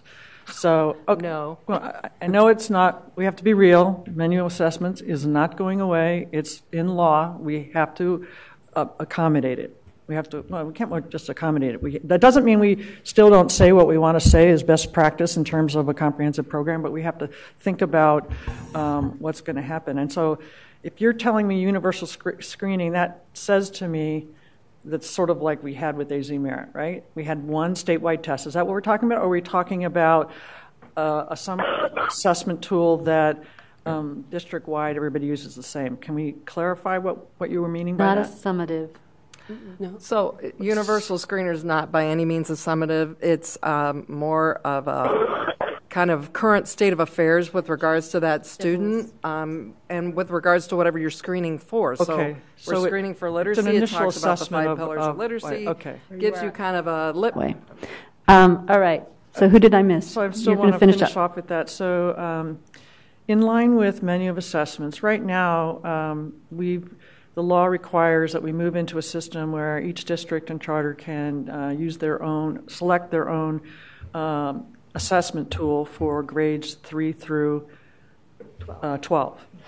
And I would suggest that, and we have our whole literacy program has started with an assessment in K-3, and we've ignored K-2, and we don't track that, we don't manage it. So why not have a recommendation that says, well, let's take whatever schools are using in their literacy plan to assess progress or to assess initial status and assess progress to K-3 and make that assessment continue to K-3 and determine where the reading level proficiency is. I'm not saying we like it, but why not? Because they're going to have it anyway. So they're not taking additional tests. We haven't created a separate test just for reading, but we know that schools already have it, and we can create it so the challenge will be then to figure out what minimally proficient and partially proficient is, but that's the challenge the state board will have. So that's one thought is to say this needs to be tied into menu assessment. I also wanted to make a comment about this communication piece. I think some of this communication piece is well-intended, but I think it doesn't quite get to what we want it to do. We're really talking about trying to get parents engaged in their reading, and we've heard and learned from districts and places where they're successful is they get a lot of parent engagement. So rather than requiring another letter, should we talk more about what schools need to do to engage their parents in how they can be, how to be a better parent around encouraging your child to read? Start that in kindergarten. Start it in the beginning, that there should be this whole program around. So if you have a school that is a high percentage of low proficiency students, should we not encourage those things right along the way rather than requiring just a letter? So just a question. All right. I think that's a good comment, and some of that in my mind is under the best practices, and I know that we do actually in the template form also include information about what families can do around early literacy with their child that's been identified, but I think always shoring that up, and again, in my mind it's about how are we ensuring that these things are happening, not just hoping they're happening. So I just wanted to support that comment. I lost track of who was next. Member Canto and then Member Vickman. Yeah. Just to briefly, I wanted to be sure to voice that I loved the ideas that I was hearing from Member Cruz. that some kind of base level of funding would be critical, because part of, I would argue, most of our money does go for staffing, and so to then take that away, what was probably contributing to the success of some of those schools would be a terrible idea. And then on top of that, just some wordsmithing perhaps to say that maybe I would advocate for an expectation for some base level funding, and then maybe there's some additional funds based upon some criteria of need that the committee could make a recommendation to define. And then just put out there, because we've had the idea of a little bit of the menu of assessments, that part of what I would continue to advocate for a K-2 system is that there's some type of predictability of how a student would perform on whatever that assessment is in third grade would be something that I would find to be important. Vickman. Thank you. Just to build on some comments I've heard, I agree with the universal screener. We do have dibbles that we're using right now. Some schools are just K-3, some schools use it K-6. Depends on the funding, what the school district and they can afford. I do like having what Board Member Wellborn said about the plan, they being tied together, the menu being tied together with everything, because currently we just don't want to put more assessments on the teachers. Currently, the feeling is we assess, when do we teach? So it's like to be able to take away a little bit and not keep adding on would be really nice. So to have things tied together would be great. So as far as like option 4, with the individual reading intervention plans, I read it the same as Member Burke. It was like, oh, I can't do that. We would have almost every single kindergartner we would have to have a plan on. And that would be just, we would go a little crazy on that. So if that, I like how it's done now, where we inform the parents, we call them, we talk to them at conferences, we explain to them what's happening. If that's something that the committee likes to pursue more, though, I would go with the more of under the umbrella. Maybe kinder would have to give them some time to learn before we start doing that, so where they have a chance to learn and then see where they're going. And then if we have concerns based on whatever assessment we're using that ties into the AZ Merit type final assessment in third grade, then talk to the parents and maybe make a plan of how we're going to help the child. But give them some time.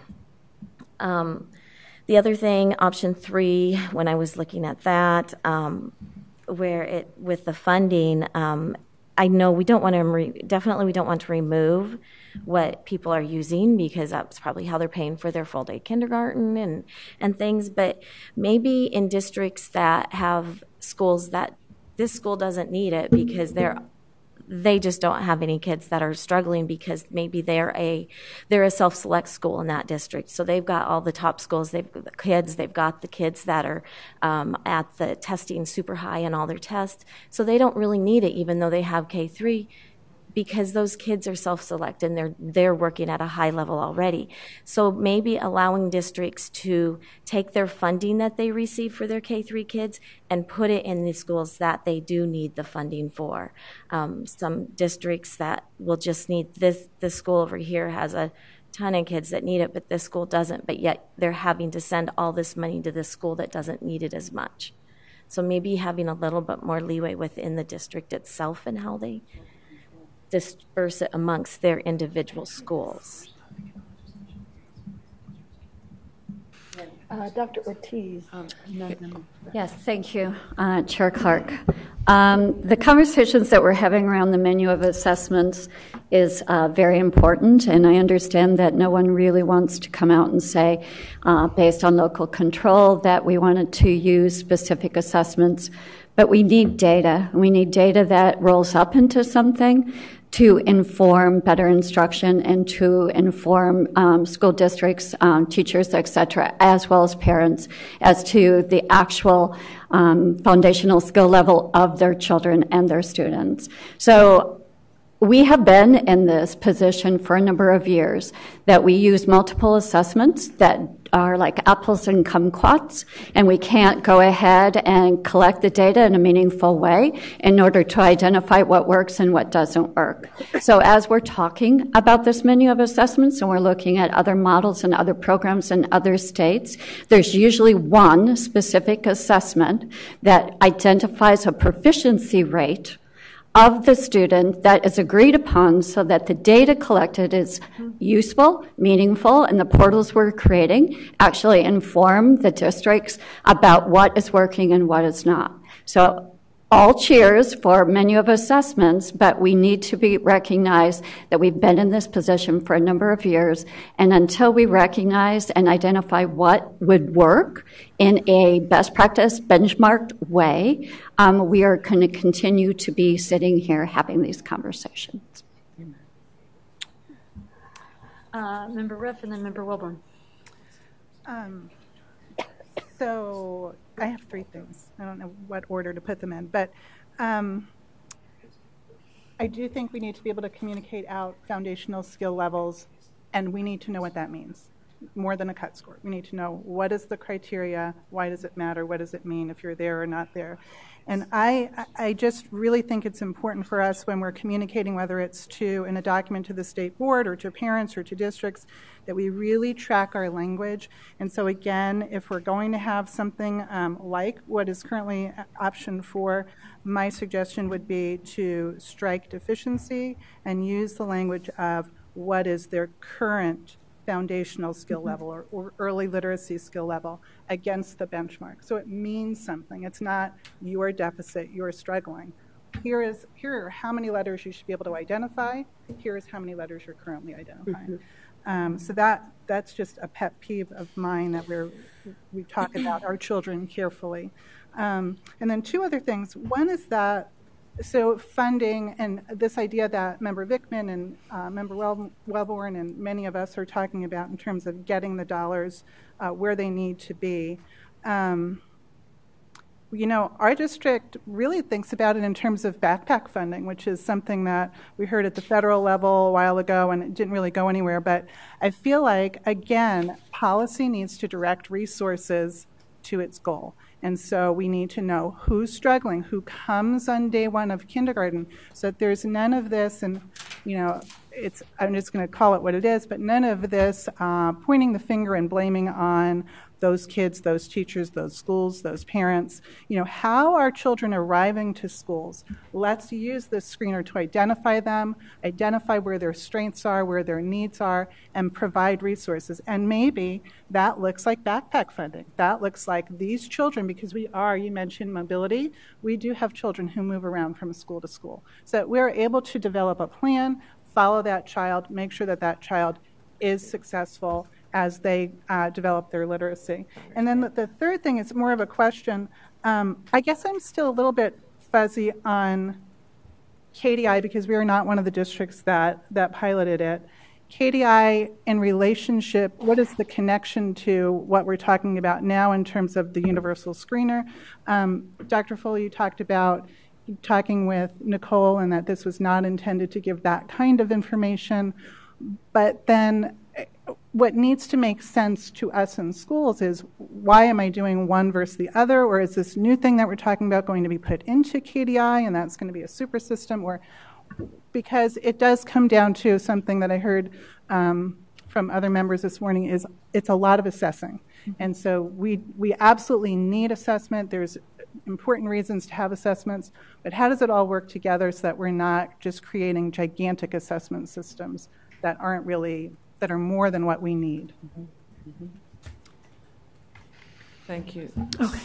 Thank you, Chair Clark. This is a little nit, but I think it's an important thing. I would suggest we not use the word option for these titles because we're not saying they're either or. We're saying this is a recommendation for a comprehensive system, recommendation 1, recommendation 2, recommendation 3. Right. So I think let's not, I think they're not options. They're really, these are the components of a comprehensive program. And to that point, Dr. Ortiz, thank you for your comment about the right way to do it, which is to have a statewide assessment system so you understand the detailed what your students are doing. So that might be a recommendation, even though we know it's not politically correct in this world, but it's part of a comprehensive system is that you get good data from all across the board. And so you could have a recommendation, and then underneath it you might say, well, option 1, which is in lieu of that, All right, we might be able to do X, Y, and Z under menu assessments. We could word it a little bit better than that, but I'm just saying the point is we're still making our statement about what's the right way to do this, and what's the difficulty of trying to do it under menu of assessments. Right. Yeah. Yep. Well done. That's a good point. Did I miss anybody? Okay. Chair Clark, members of the committee, I just want to clarify something that committee member Vickman discussed. Currently in move on when reading statute and funding. Sure. Go ahead. Mr. Sean Ross, everybody. I feel like we have theme music. No introduction. Chairperson Clark, members of the committee. Member Vickman, you had brought up the idea of dispersing funds within a district as determined by the district. So funds for Move On When Reading are actually dispersed at the district and charter level. They come in the M&O budget. They're part of the weight distribution. And so it actually is district determination how to use those funds. So that actually is in place. Oh, yes, thank you. Yes. Thank you for that clarification, and I'm going to get you some theme music, so when you come up, it just automatically plays. All right. That's page 6. We're ready to move on, I believe. Chairwoman Clark, members of the committee, also, fleeting thought. If for some reason you did print it out ahead of time and you have your notes on it and you feel comfortable leaving it with me, that would be great so I can use it as a reference. Okay. Page 7 is Move On When Reading. This is just really looking at the current mower statute, reflect and updating it, right? So this is what Dr. Foley was speaking of. My question here is really like, how in depth do you want to go? Do we want to get real specific with literacy plans? Do we want to really come out with currently statute is A and B districts submit literacy plans every other year?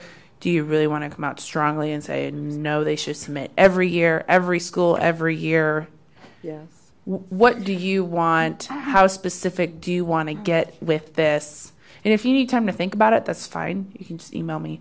But this is a little bit difficult because a lot of people didn't really address it in depth. It was very, very broad. Anyone have any thoughts there that I can jump in with a couple.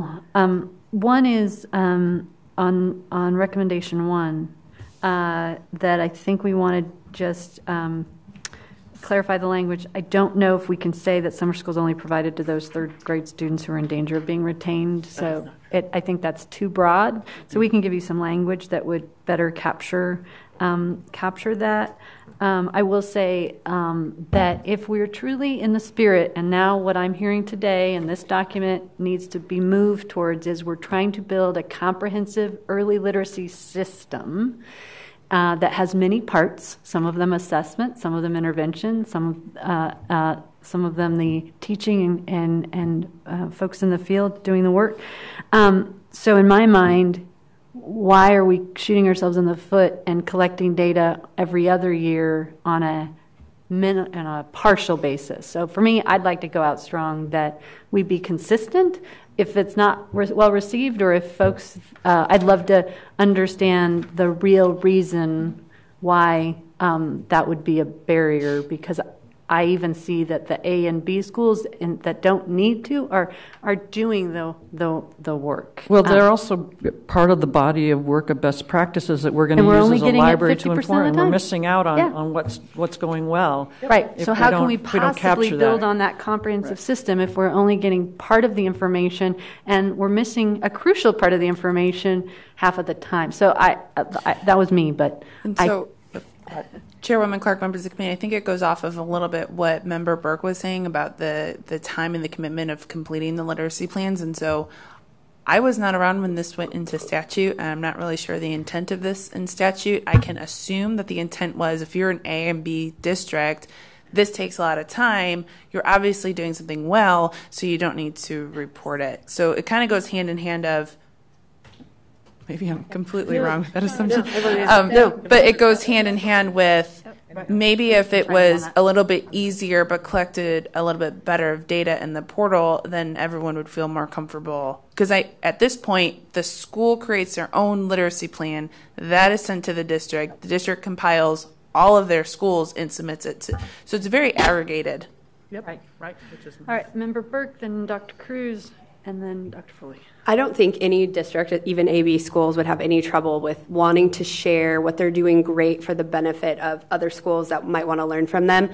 I just wonder what, right now, absent the system that we are talking about, that's going to aggregate this data and is going to learn about this data, that Sean is going to be weeding through twice as many, and what's going to be done with that data. Like I think yes, when there's a system in place for us to do something with what's being shared.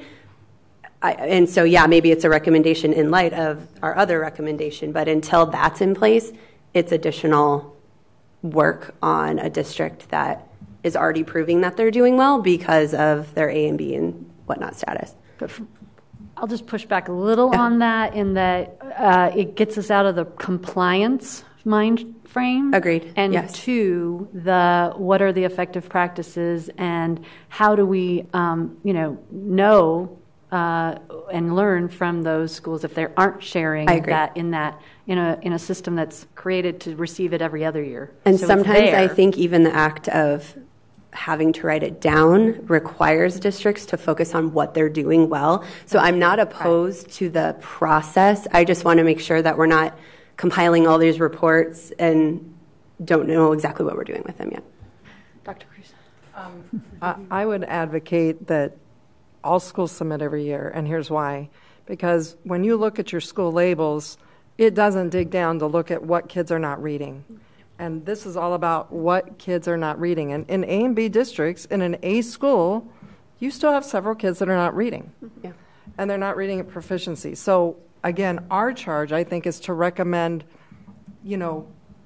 nirvana, and then, we can kind of decide how we're going to get there. But if we don't collect that information, we're missing kids, and I'm not okay with that. So you could also, just to look at the burden piece, when you do build a system of this nature, hopefully you decrease burden because it helps to streamline situations and things that you're doing. So, we can always keep that in mind because our job's not to build the system, but say, here's the ideal components of a system, and then somebody else has to do all that hard work. So, but I think we have to keep in mind really what is our goal, what's our end game, and our goals for every student to be addressed and to not be missed. I don't want to miss any kids. To tag on that point, one of the things is this is going to need to change anyhow because A and B districts, we no longer designate a school district with a letter grade and accountability. So the issue is that within a district you can have schools with multiple letter grades. So this was one of those things that needed to be addressed anyhow because it doesn't currently match our funding. Sadly, those who are choosing your year or not year are going back to data that was 2014. Yeah. So that right there, again, this needed to be re-looked at anyhow within this legislation of changes because of that component, not aligning with our current accountability system, but to the point that Member Burke also made about the importance that the system, the tool being the best that it can possibly be to be used for the intention, I think all of that can't be lost in the conversation, but this needs to be looked at anyhow in the fact that it doesn't align. Chair Clark, Dr. Foley, so this is what I'm thinking for this piece of it, right, is in this comprehensive plan, it's reported or discussed that all schools should submit every year.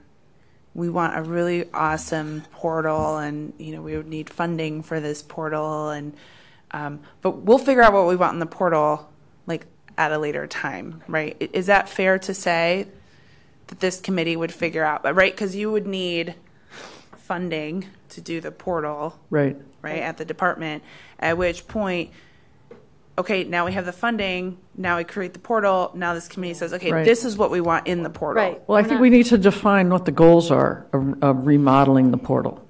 Yes. So we say we want the portal to serve these functions, and we define what that is. So that's the goal of trying to ask for the money, and then we come back and we figure out the strategies and tactics.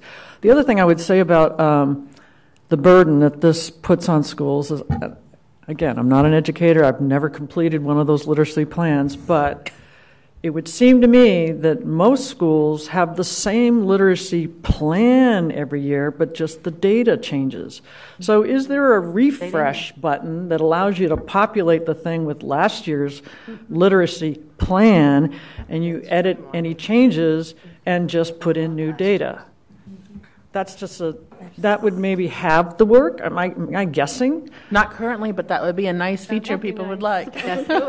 Maybe it would help reduce the burden of what's required. Goals could be streamlining. Right. So that's a goal, to streamline the workload from year to year. You know, having been one of those people who is very, very intimately familiar with it, as many of my other colleagues around this table are too, the current program is not horrific. It does capture important things. We've looked at it very closely about what we're capturing. So even if we were to continue to use the current one right now, but asking that it be done every year, I think would be okay. I think until we got I wouldn't want us to say stop doing plans until we can get the portal. Is what I'm saying. Yes, do we need something fabulous? Yes, but saying stop until we get there is not what I'm recommending. And so my question would be, but are we using it until we get there? Because, like, for me, putting in that information it's not beneficial to me.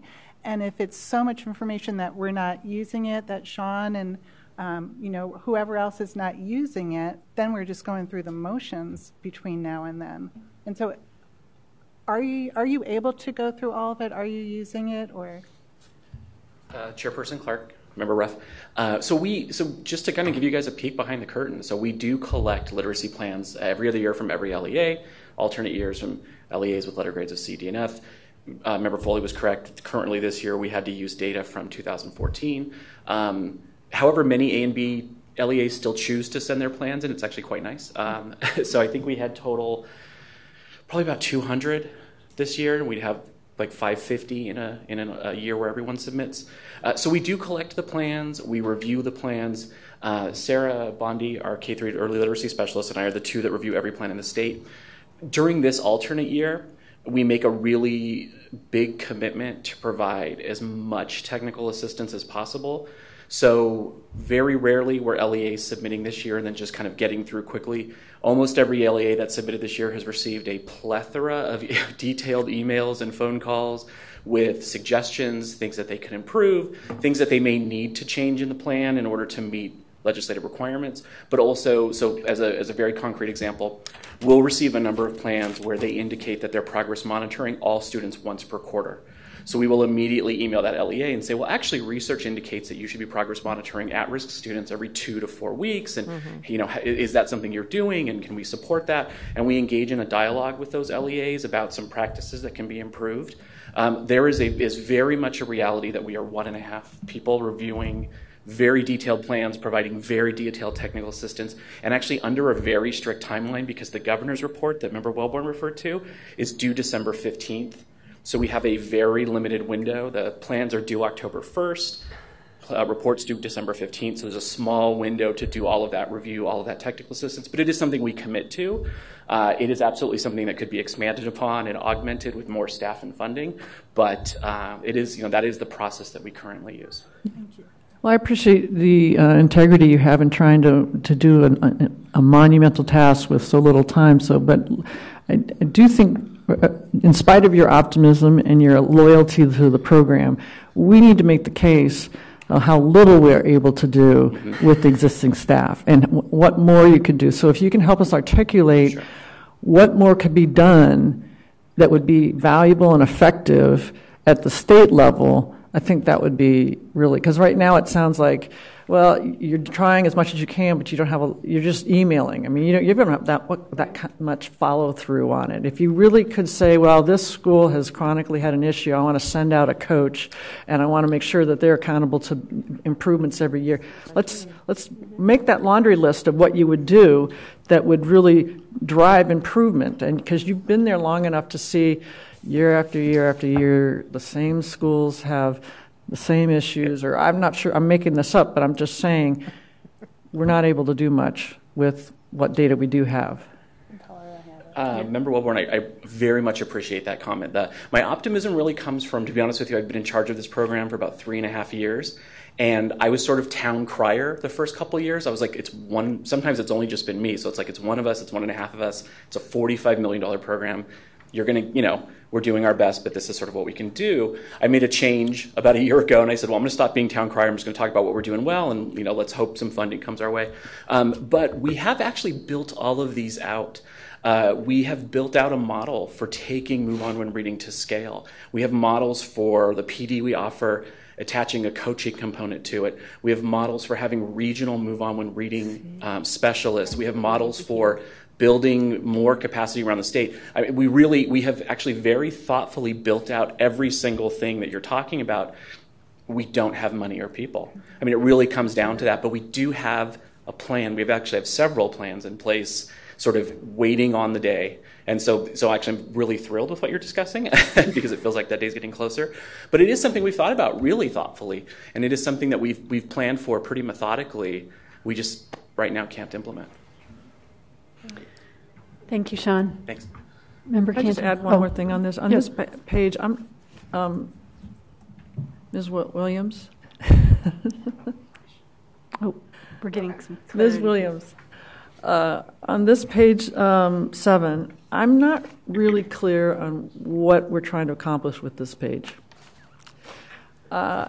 Chairwoman Clark, Member Wellborn, this is really just the statute itself. So what changes in statute? And going back to my original introduction of this page, I honestly was not clear either because the committee didn't really provide a lot of detail of what in the statute need to change. The only thing I could really kind of pull out from people's comments was that whole summer school idea. So summer school is included in the statute. Right. And committee members were very excited when they started to hear about other states offering summer school for K1 and 2 students, and let's do that in Arizona. Right. Let's make sure that's available. That was the really only change. And so I linked summer school to summer school in the statute. Right. So why don't we say that there aren't any standards for what summer school needs to be or how many hours for it to be effective.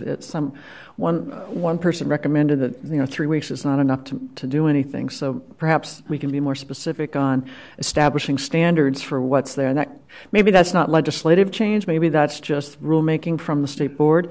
But this might be the area where you say, Move On Run Reading has a lot of pieces to it that just are not being implemented because there's no funds for it. Yeah, that's and that would be all the state resources. Yeah. So we could go back in legislation and say, effectively, these are unfunded mandates that are in Mauer that we're not able to implement because there's insufficient funding for it. So, Chair Clark, Member Wellborn, so you're talking about linking page 7 and page 9.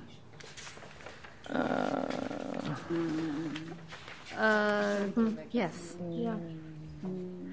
So in my mind, I'm not sure if that's exactly it, but in my mind, I would piggyback on what you're saying. In my mind, this is not just about legislative change, it's about capturing the implementation and the execution of Move On Reading and the legislation itself.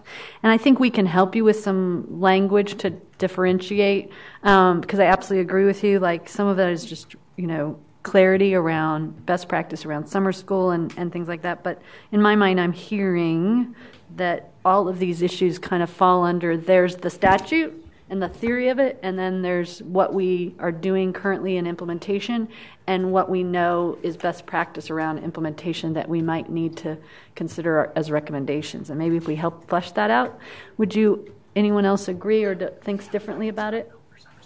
Is that perfect?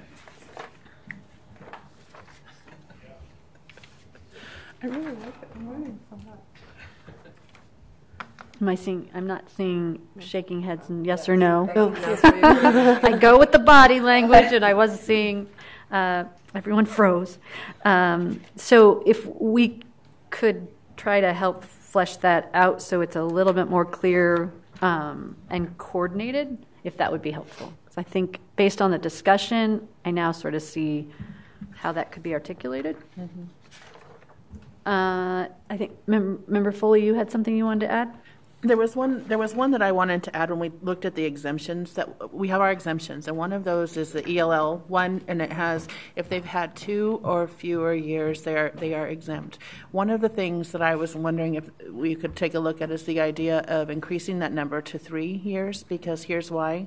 I see a large percentage of students in our district who are second language learners, who come to us as monolingual students, who have been in our system, who are on our other data points, Azella, our own formative data, are making tremendous progress in their language acquisition, and all their other data points show that they are making tremendous progress, although they are just on, these are our students who truly do make huge leaps and bounds in summer school with appropriate duration, dosage, and data, which I think are essential to that component, but these kids are subject to retention, and I wonder, Member Wellborn talked a little bit about those second language learners and about the research behind language acquisition, and is that 2 years an appropriate cut score or appropriate threshold? And I would argue that there's research that would show not.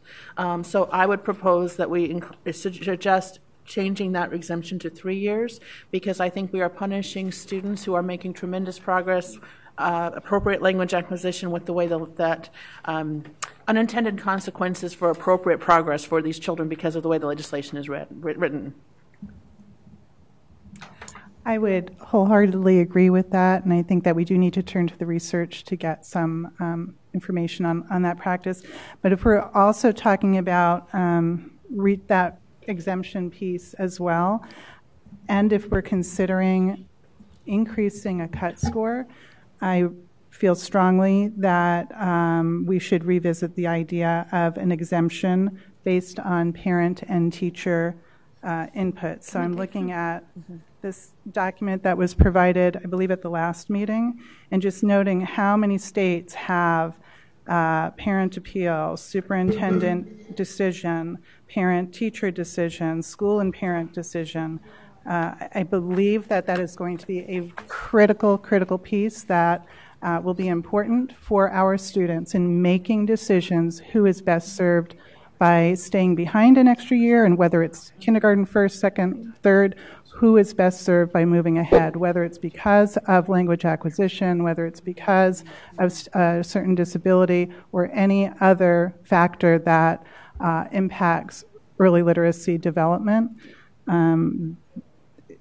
If we can get that in as a recommendation to revisit that exemption, that would be wonderful. Did we cover the language? Yes. Kyan, go ahead. Okay, so I know at the last time we had gathered for this committee, we were going to, and it's been a while since I've done a Move On When Reading plan, but we had asked that in the plan, how many students were retained at your school, and then how many students had an exemption. Mm-hmm. So I would be very interested to find out, and what exemptions were they? It was an exemption because they were SPED? Were they exemption? Yeah. Oh. Ross, you're up again. Chairperson Clark, Member McMillie, I actually can share that data with you right now. Do you want me to have Kellen project it? I can shoot him an email. Yeah. That's the one you just sent me. Right? So I actually just emailed that data to Director Williams. So we're 3 steps ahead of you guys. Wow. Only 3. They could see it coming at train. I bet you're about 5 or 6 ahead of us.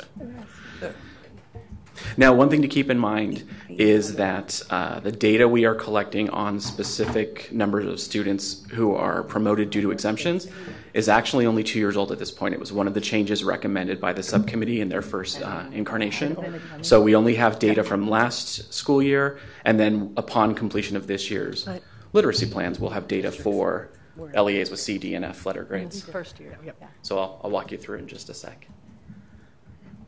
A lot of what you're asking, members of the committee, is also in our Move On When Reading annual report, which is on the front page of our Move On When Reading website. It's really comprehensive.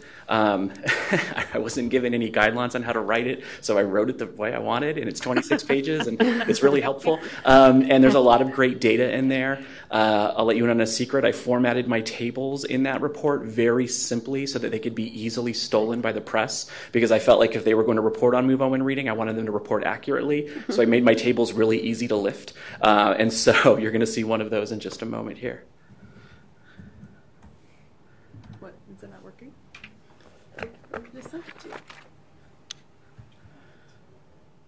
I'll forward it again to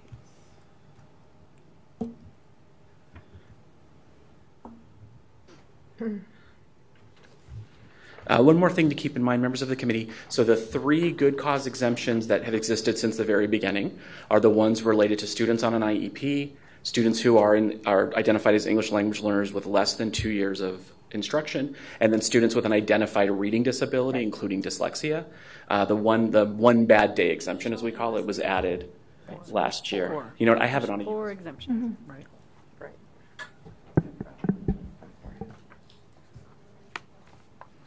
You never know when you're going to be asked to present, so I always have it with me. You don't want to do it? I'll put it in the back, and then you can pull it up on the main computer here. There's a lot on there. I'll be right back. Yes. Do you want to take a break real quick? Yes, let's do a 2-minute break while we get this up, just in case anyone needs to. Okay, 5 minutes. But I said 2, knowing that it's going to be 5. But today, 5, it's going to be. So, yeah. Quick break, please. Feel free. Check your messages.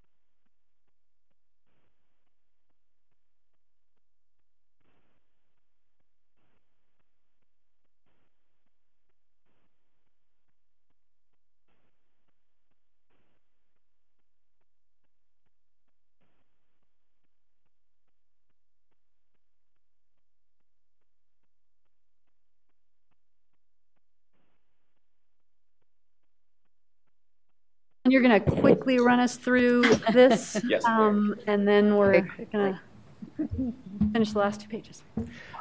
Chairperson Clark, members of the committee. So here's our most recent complete data on the number of students retained in Arizona and the number of students that fall under each exemption. This is from the 2017-2018 school year. We haven't completed this cycle of plans yet, so we don't have current data for this year just yet. In 2017-2018, there were 1,744 students who failed to meet the cut score, and then these are the percentages of students who qualified for exemptions. As you'll see, the largest number of students fall under that specific reading disability, including dyslexia. And then in the end, 842 students were retained. I'm going to put that in quotes because many of those students then attended a summer school program and were subsequently promoted with their cohort. We are actually tracking that data now. That was a change we made to the portal last year. So this is the current data. I can give you one more number. I'm going to set a lot of context for it. I'm a little leery even saying it. I have a general trend. I have a number of students who have qualified, who have used the one bad day exemption thus far, but I want to put the world's biggest asterisk next to that because it's only from CD and F school LEAs, and it's only from the plans that we reviewed and approved thus far. So it's really, I don't even know that we can use it for trend, but just to maybe satisfy some curiosity. Of the 9,967 third grade students whose plans we had accessed, we had, and I pulled up the email. Sorry about that.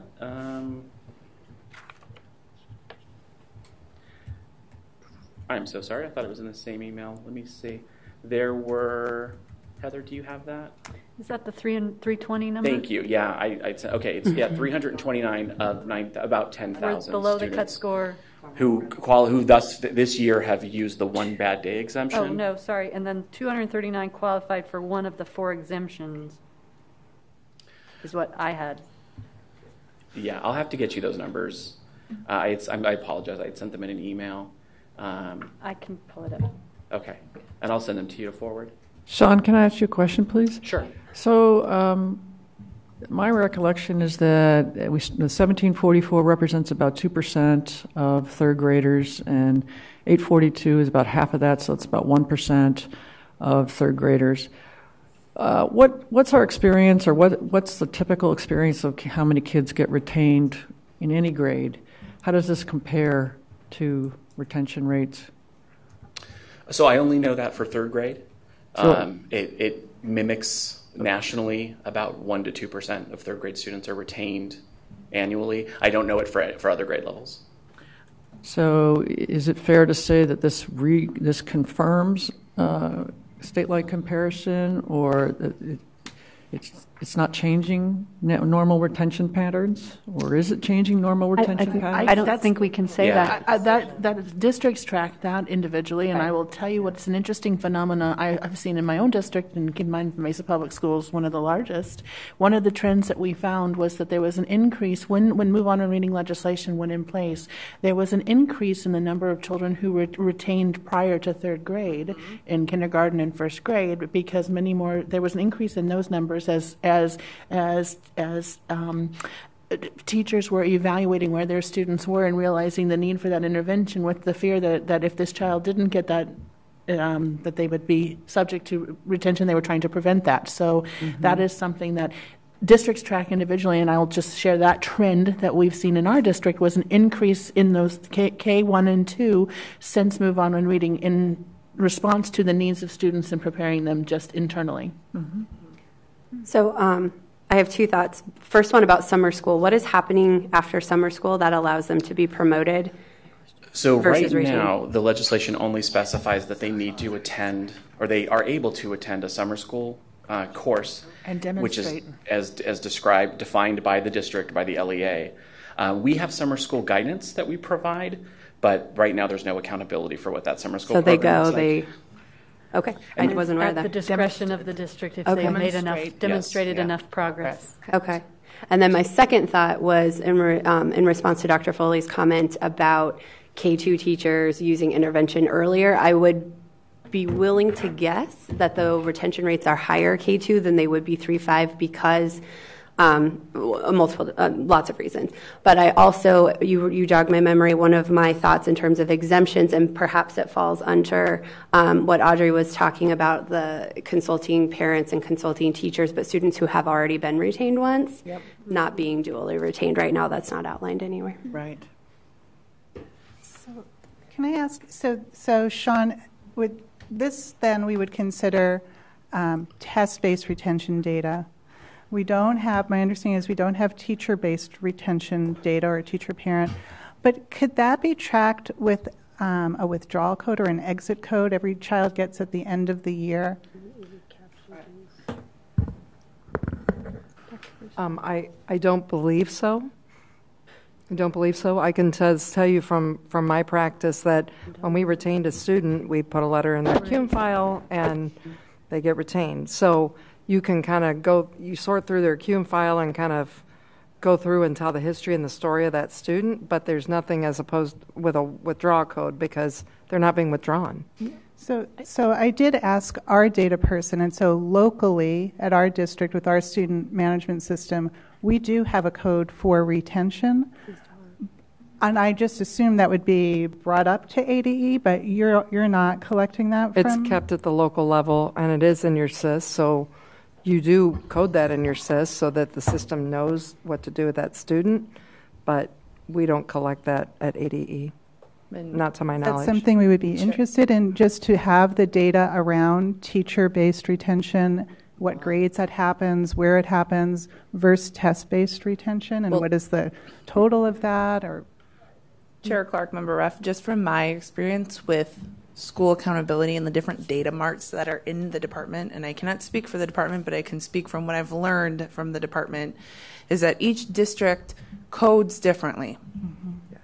So, and when you look at the course connections, when you look at the teacher-student course connections, when you look at different testing, when you look, everything is different. So just to say, we are going to code this way and bring it up to the state is I can't say it can't happen, but it's more than likely it will not happen because everyone codes differently within their own individual systems. And Ms. Williams, I can weigh in on that too. That is correct. Mm-hmm. We are strengthening the student-teacher course connection piece here at ADE. So, that's like a little preview for the field that what's coming. We're strengthening that. So there could be some new guidance coming out for the Ask Us group on how you do things and put things in your SIS and schedule students. But I will tell you that unless you write a business rule to actually pull that data, and we work with, we work with all different providers of SIS, so then you work with some type of coding to pull that. We don't pull that. I would just follow up by saying we're getting ready to launch the school report cards, and I know that we're looking at being really open with data, and I think that, and even in your studies of like what's working at schools or what's not working at schools, I think it would be interesting data to have at what is the retention in grade rate or frequency within schools. So if it was something that we could put on for consideration for a future study, I think it would be helpful. And I would encourage you to email Mrs. Wendy Davey with that remark, as she is the one leading the school report card charge for the department. And knowing that wave one of school report card, just a public service announcement, is really about ESSA compliance. Mm-hmm. And then level two will be looking more at legislative requirements with regards to dashboarding, that kind of thing. So, but certainly we are taking comment around the school report card, so I encourage you to place that comment. Sean, I just wanted to say I did find your numbers. So of the 320 who failed to meet the cut score, it was 47 were under the ELL exemption, 13 were under the IEP exemption, 94 were under the reading disability exemption, 85 were under the collection of assessment exemption, and 28 students were promoted due to progress in summer school. And thank you, Chairperson Clark. And again, that's a very small sample, so the data is just kind of indicates what's occurring thus far. Yeah, it is a very small sample because that is only, again, C, D, and F schools. Mm-hmm. And we know in majority of our struggling readers are in all schools, not just C, D, and F.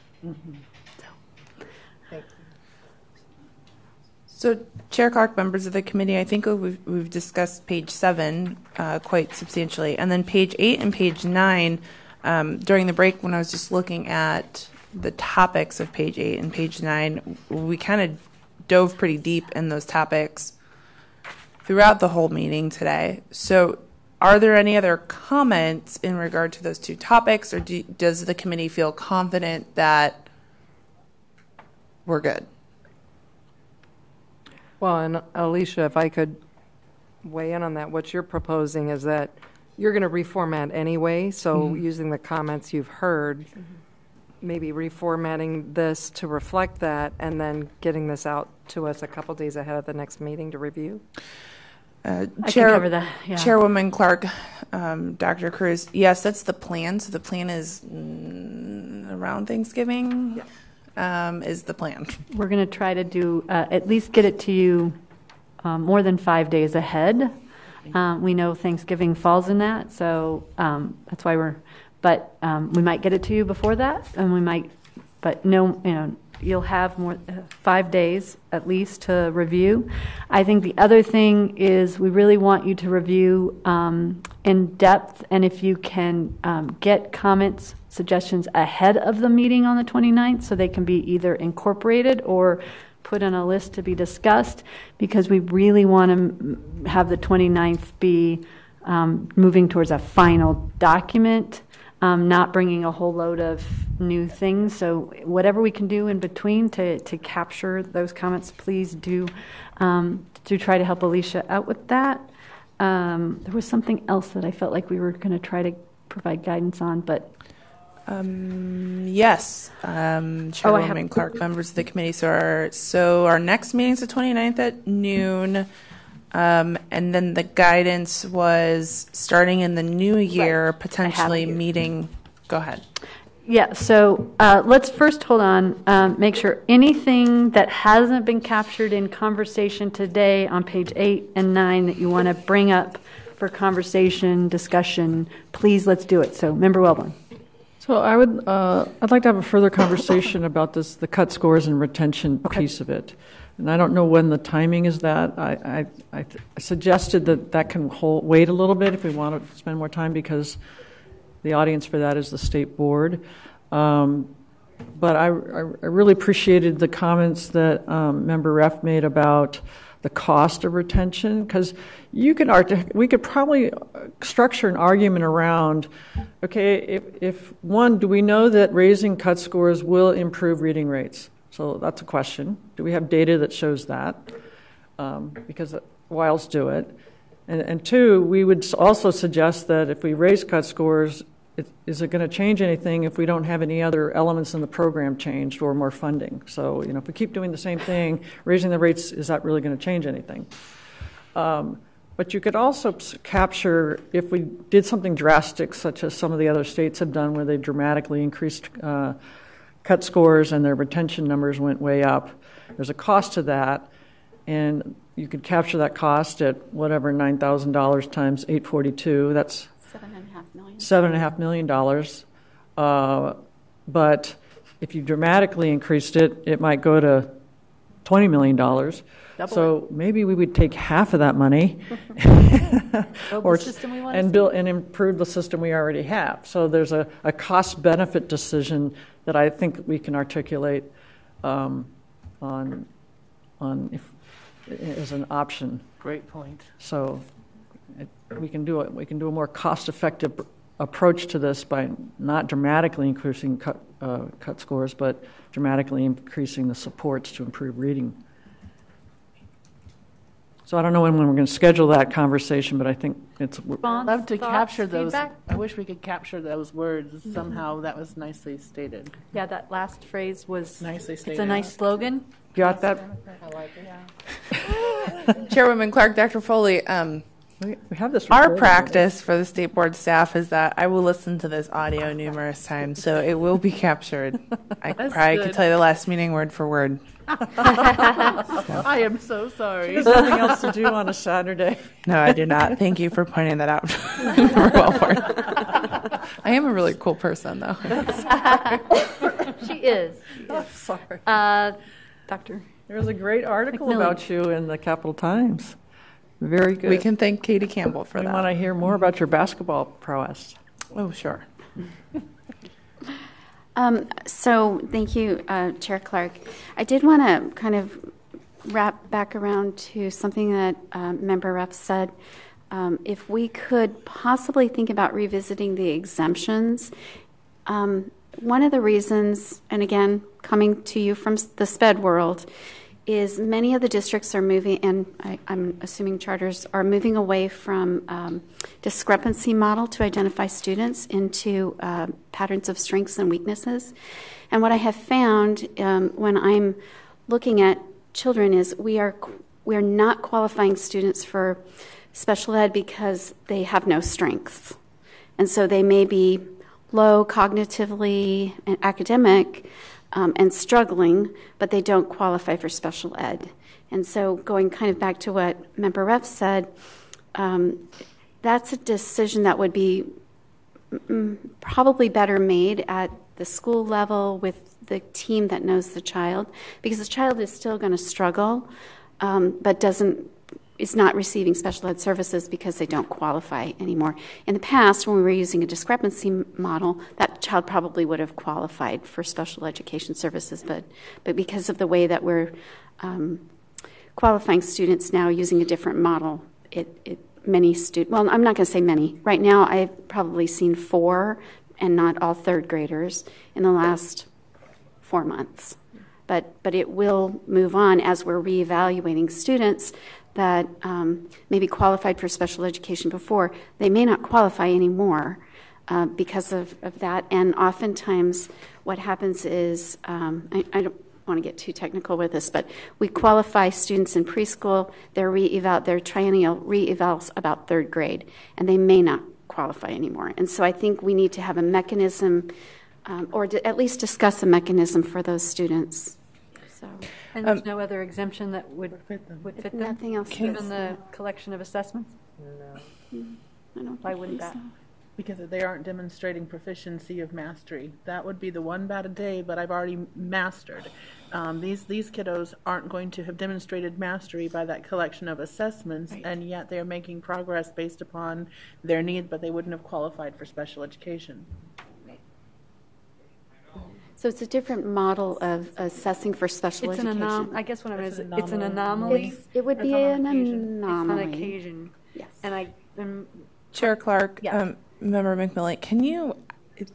I can send you more information on yes, that. could Okay. you? Because yes. I'm very perplexed by your comment in this new move. Sure. I'll email you. I need to understand the full picture. Thank you. No, it's great to bring it up. I think we just need to have a little bit more understanding. And then if you'll remember 2 years ago when we were talking about exemptions, we were trying to write them or recommend them to catch sort of the larger and not focus on writing exemptions that would be for those smaller subgroups. True. Chair Clark, I may get off topic, but I just have a question for Dr. McMillan. Is this going back to the argument that the old Ames test you used to be able to give to students at any grade level depending on where they were? So if you had a 5th grade student and they were at a 3rd grade level, you gave them the 3rd grade Ames to determine their mastery of that? No. This is really just a new way of looking at testing for special education students. And so before you had to have a discrepancy away from the normal curve in order to qualify for special ed. Now what we do is we look for patterns of strengths and weaknesses. And in order to qualify, you have to have some strengths because that's showing that you actually have a disability. Right. But you still have students who may be low cognitively but would not qualify as MID or MOD. So they're not qualifying, they're not low enough, they're not at that 70% 70% or 70 IQ or lower, they might be like at a 78. So they're still going to struggle, but they have no strengths to counteract that, and so they don't qualify for special ed. It's a kind of a new model of special ed qualifications, but I can send you some stuff and we can talk about it later. Sorry. I can weigh in on that just for a second. I oversimplified that, Dr. Cruz, with my Ames reference, but you're good. You're talking about out-of-level testing that we used to be able to do in Ames. But districts have to choose a model by which they identify students for special education. And there is a movement to go to this model, and as opposed to the discrepancy model, because you actually missed kids in the discrepancy model too, and you over-identified kids in the discrepancy model. So there is a movement, and this is more kind of a look at the whole child. And so it is it's a good thing, but it's also not an exact science yet. People are still kind of feeling their way with it, but it is a better way to identify students for special education. But in people's kind of zest to do this correctly, there are sometimes children that are missed because of, there's no perfect way. So anyway, just a high level. So I'm going to ask a question that maybe is not, but in the exemption, the way we wrote it for special ed, it was students in the process of an IEP referral or with an IEP. Right. So these students, why wouldn't they qualify for in the process? Because they don't qualify. They don't qualify for special ed. They're not. The process doesn't say you're qualified. The process says you've gotten a referral to see if you qualify. It says there's a problem. But they've already been tested. But what we're saying is, to qualify as a disability, you must have a difference between where you're academically performing and where you can perform. To get an IEP. Right. But the process of a referral to see whether you qualify for that is how the exemption is written currently. Right, but these students but they've already been through the referral. The referral's done. It's closed out. They've already had the meeting with the parents. They don't qualify. So bada bing, bada boom, move on. Right. And then hopefully the schools are providing. Move on. I mean, you're still helping the kid. Well, language there in that exemption, not adding another exemption, but tweaking of the language there. Chair Clark, Dr. McMillan, Dr. Cruz, wouldn't it, if you're going through the child study team, wouldn't that be the process? And so if you have a student who you may or may not be referring to special education, they're going through an RTI or MTSS, whichever one you want to call it. You're going through that model. You're doing interventions. You're coming back 6 weeks. You're finding out if interventions worked. Wouldn't that be considered the process, especially if they're going through that child study team within that They've school? already been through that process, deemed as not qualifying. And now they're moving on to say, we're going to continue to make accommodations for you because you don't qualify. We can't make modifications because you don't qualify. We'll continue to accommodate for what we know are your needs. So I'm starting to see, I think there is possible tweaking of that language, or in addition to accommodate those that I think would be, so we could look at the language, and maybe if you would look at that and suggest something that we could review would be nice. It's almost like, and if they don't qualify, then, I mean, so just thinking about, because I do know that we really looked hard at that language, and if we miss something, looking at tweaking that would be easier than suggesting an additional confusing exemption that would be like, wait, isn't that covered with the other two? Right. Because I'm assuming they haven't been identified with a reading disability? Right, because they don't qualify because they have no strengths. So they can't read, and many of the students may not meet that cut for being cognitively impaired, but they may be quite low cognitive. Because the reading disability was to capture those who didn't qualify for SPED, who, and they're falling in between. Got it. Through the cracks. Thank you. Yes, Member Vickman. Thank you. So a lot of the kids I work with fall into that. They continue as a Tier 3 student for the duration because they're either falling under, they don't have enough of a discrepancy, their IQ's like in the 70s and there's not enough of a discrepancy. So they're with me for the rest of the time through 6th grade because they're going to continue as a Tier 3. So my thought is these students, if they are, we have they don't fall under the SPED, but yet if they go through to, because they're never going to, their IQ is their IQ, and that's where they're going to test.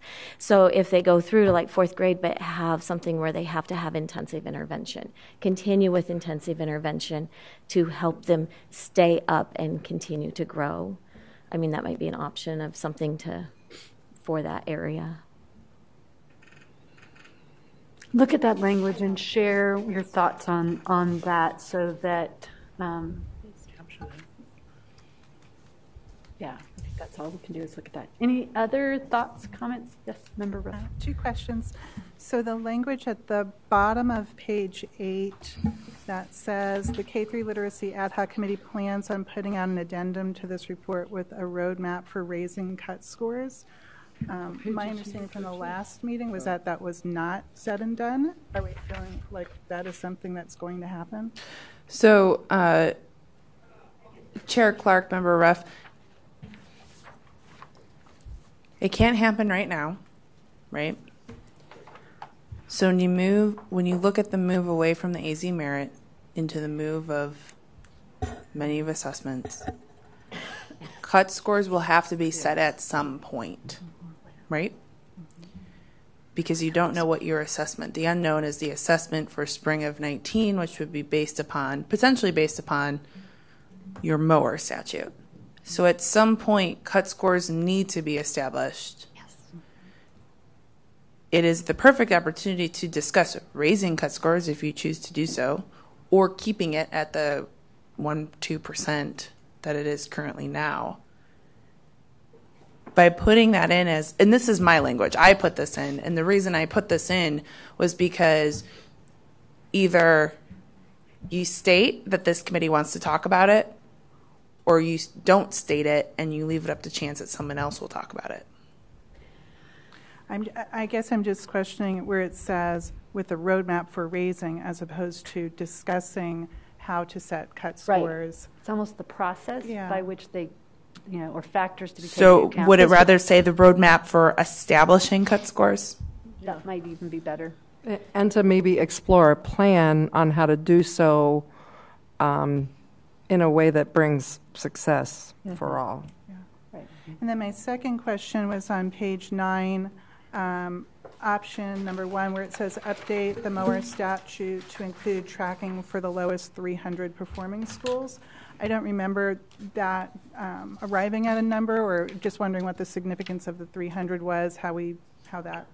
That one was one of, when I looked at other states, what they include in their literacy plans. In my bullets that I submitted to the group, Florida does identify the lowest 300 performing. So that was, again, I had made a recommendation that we explore what other states are doing and what they're collecting in their literacy plans to make sure that we have a robust and intentional. It does us no good if we just say, here's more resources, but you have no idea why you're not getting the outcomes that you should be getting, but have more resources to keep doing the same thing. This doesn't make sense to me. Yeah. So making sure that they got intentional resources and intentional supports seemed like a better, and a number of states have adopted that, saying that's where our support is going to go. Yeah. So what I would ask is, if we already know that, can we see that data?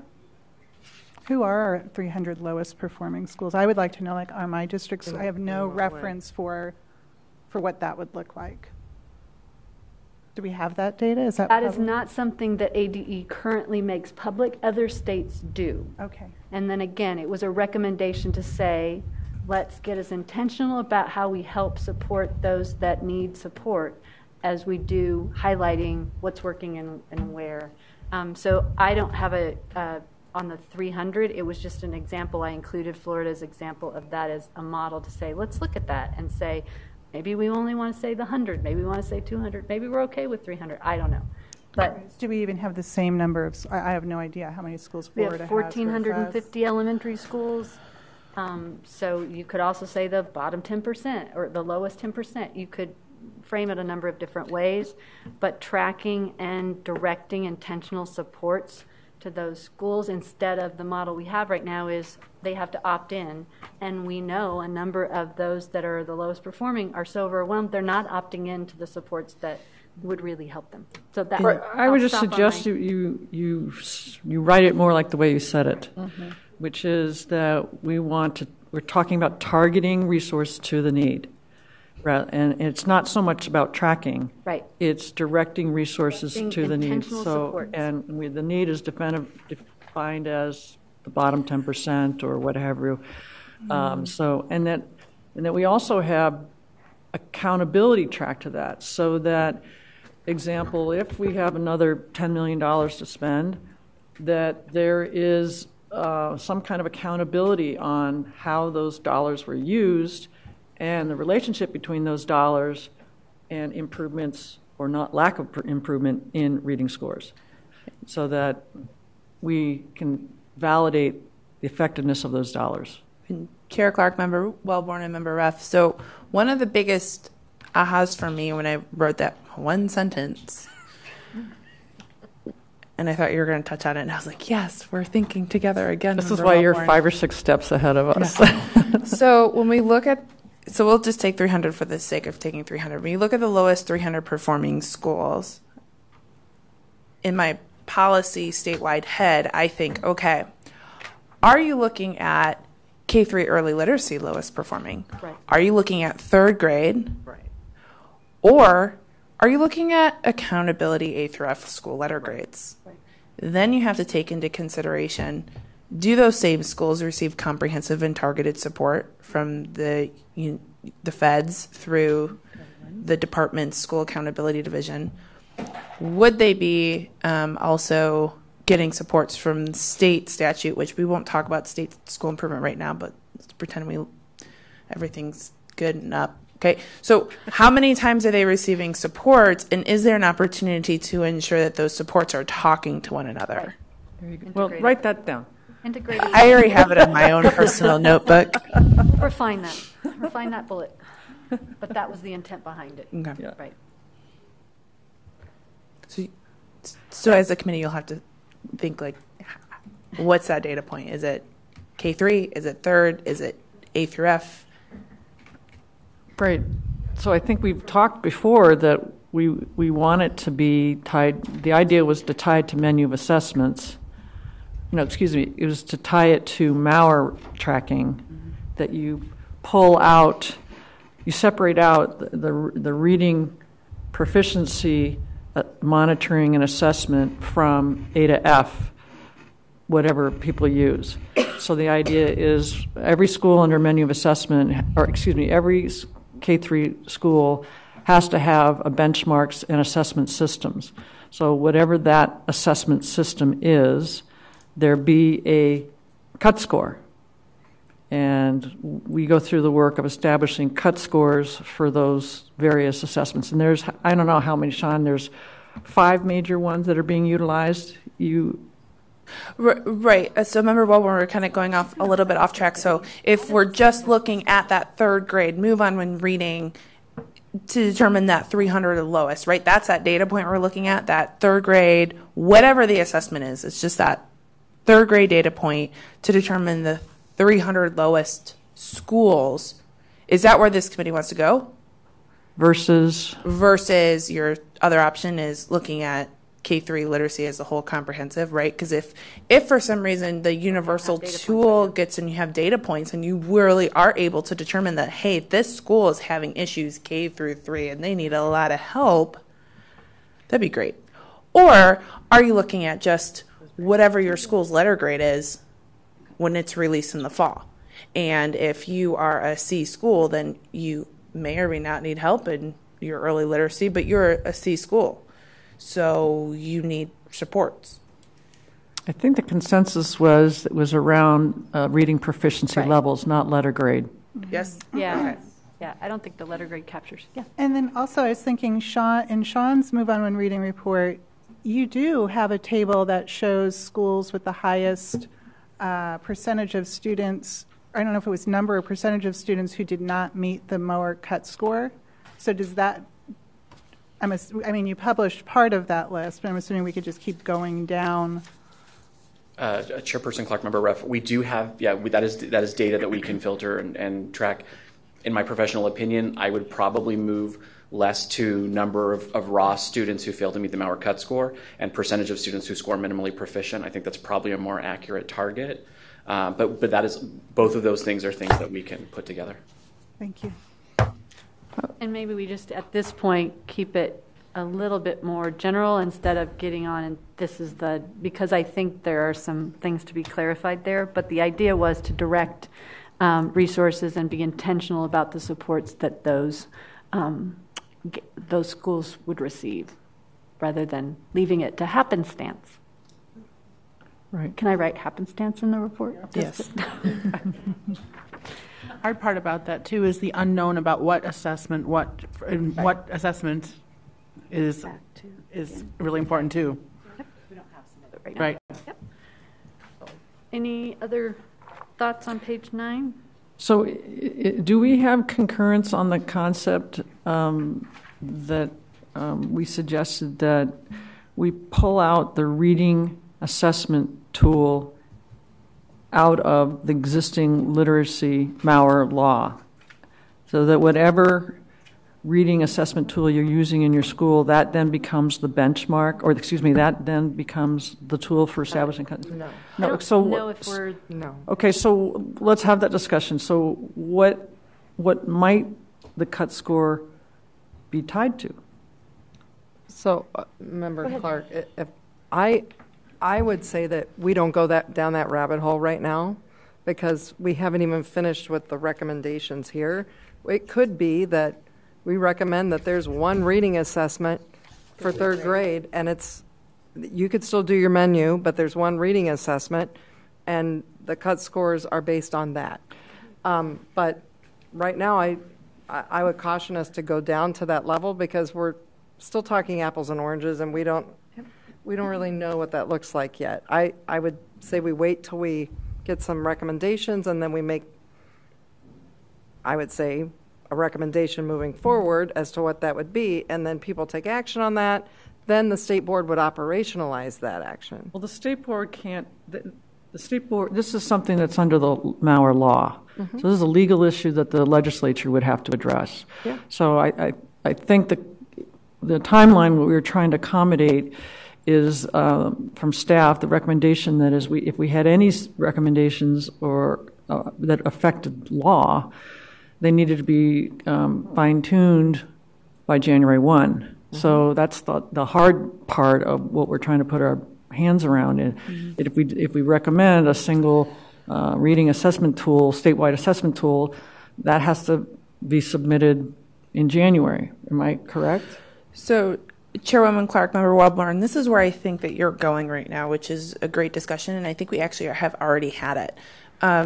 So with the menu of assessments, right, and you're using X test, and it's your universal screener that you're using at the district level, and you decide that's going to be my menu option for that school. Mm-hmm.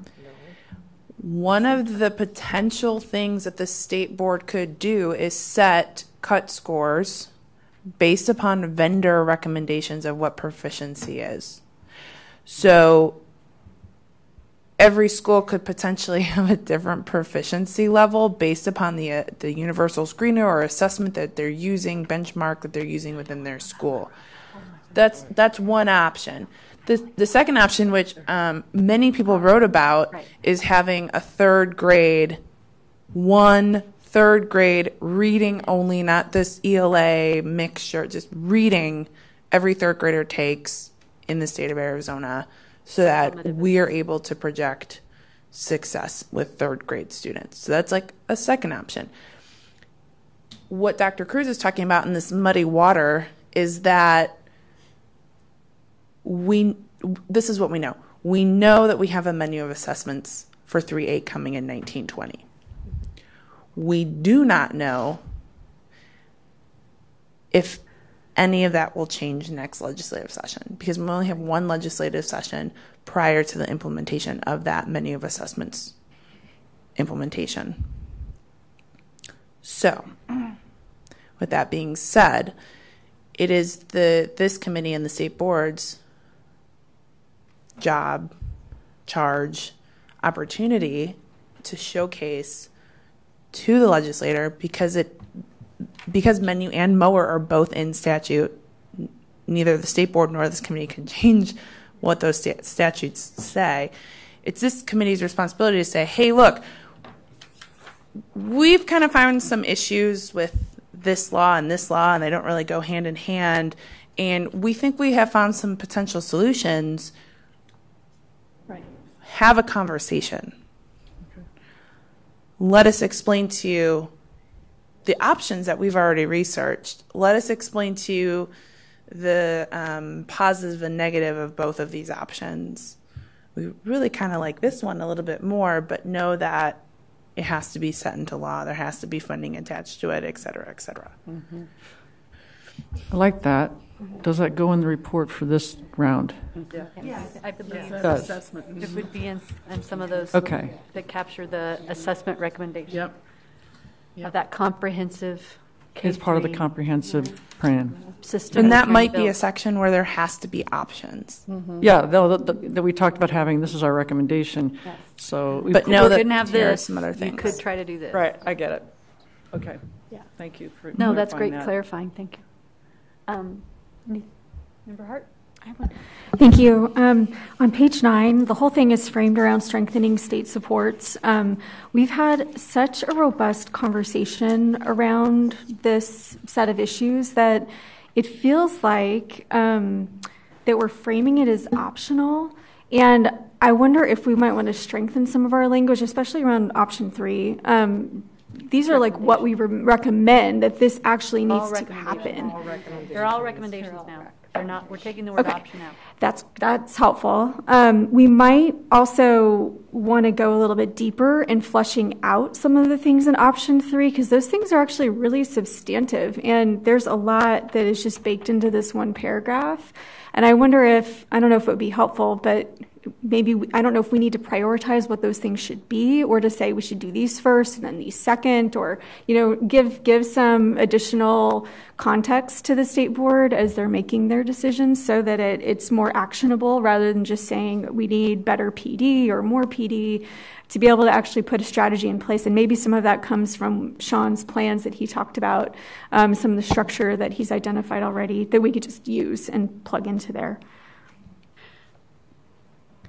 Do you want to respond to that, or I had a thought there? Go ahead. I agree that it's always good to strengthen. I worry we're trying to overprescribe a little bit in trying to clarify such a big that's a big bullet. And it may be that we need to prioritize always with, again, the building of a comprehensive system and improvement of outcomes, and not prescribe. I'm not sure if the second sentence of that bullet is necessary. That starts to me to get into the weeds a little. And the first sentence is really the theme, or what we're trying to do is increase state supports to structure effective, so I would love some thoughts on that, or people feel like, because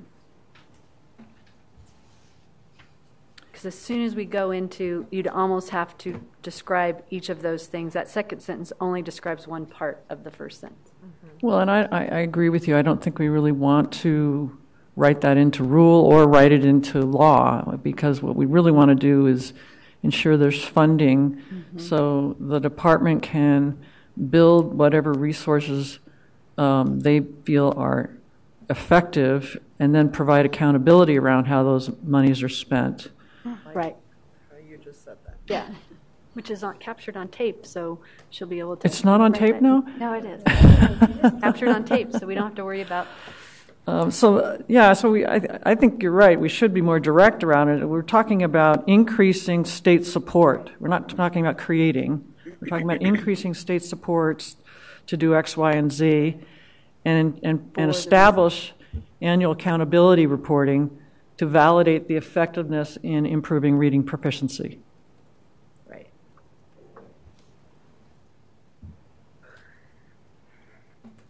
Does that help, Erin, with what you're talking about? Yeah, and I wasn't trying to imply that we needed to be prescriptive, but just to better articulate and make it actionable so that if we are saying we need more funding for PD, I think we also have to be able to answer the question for what and describe what that means. So the point that you're making, I think, will help with that. But, just so that what ends up being in the report is actionable, that it's meaningful, it describes more of what it is we're really talking about.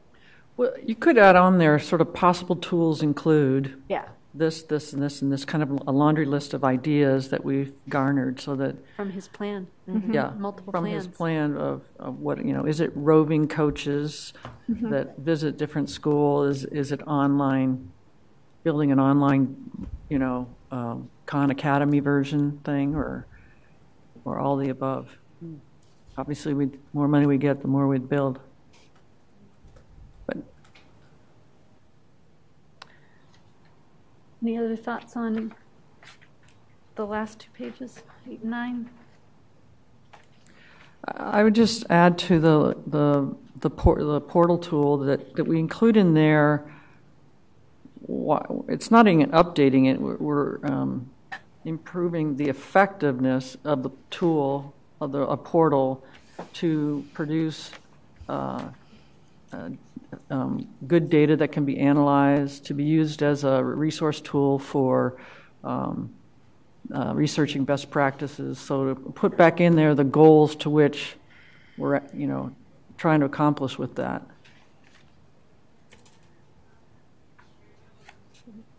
And also reduce the burden on the schools, or streamlining user interface. Yeah.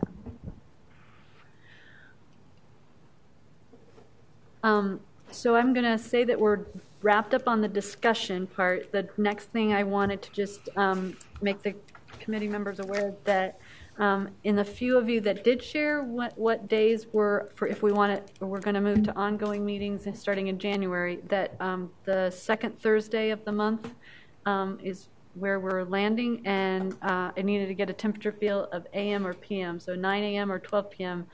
if it was the second Thursday, which would we get more participation in starting in January a month to do some of this ongoing work.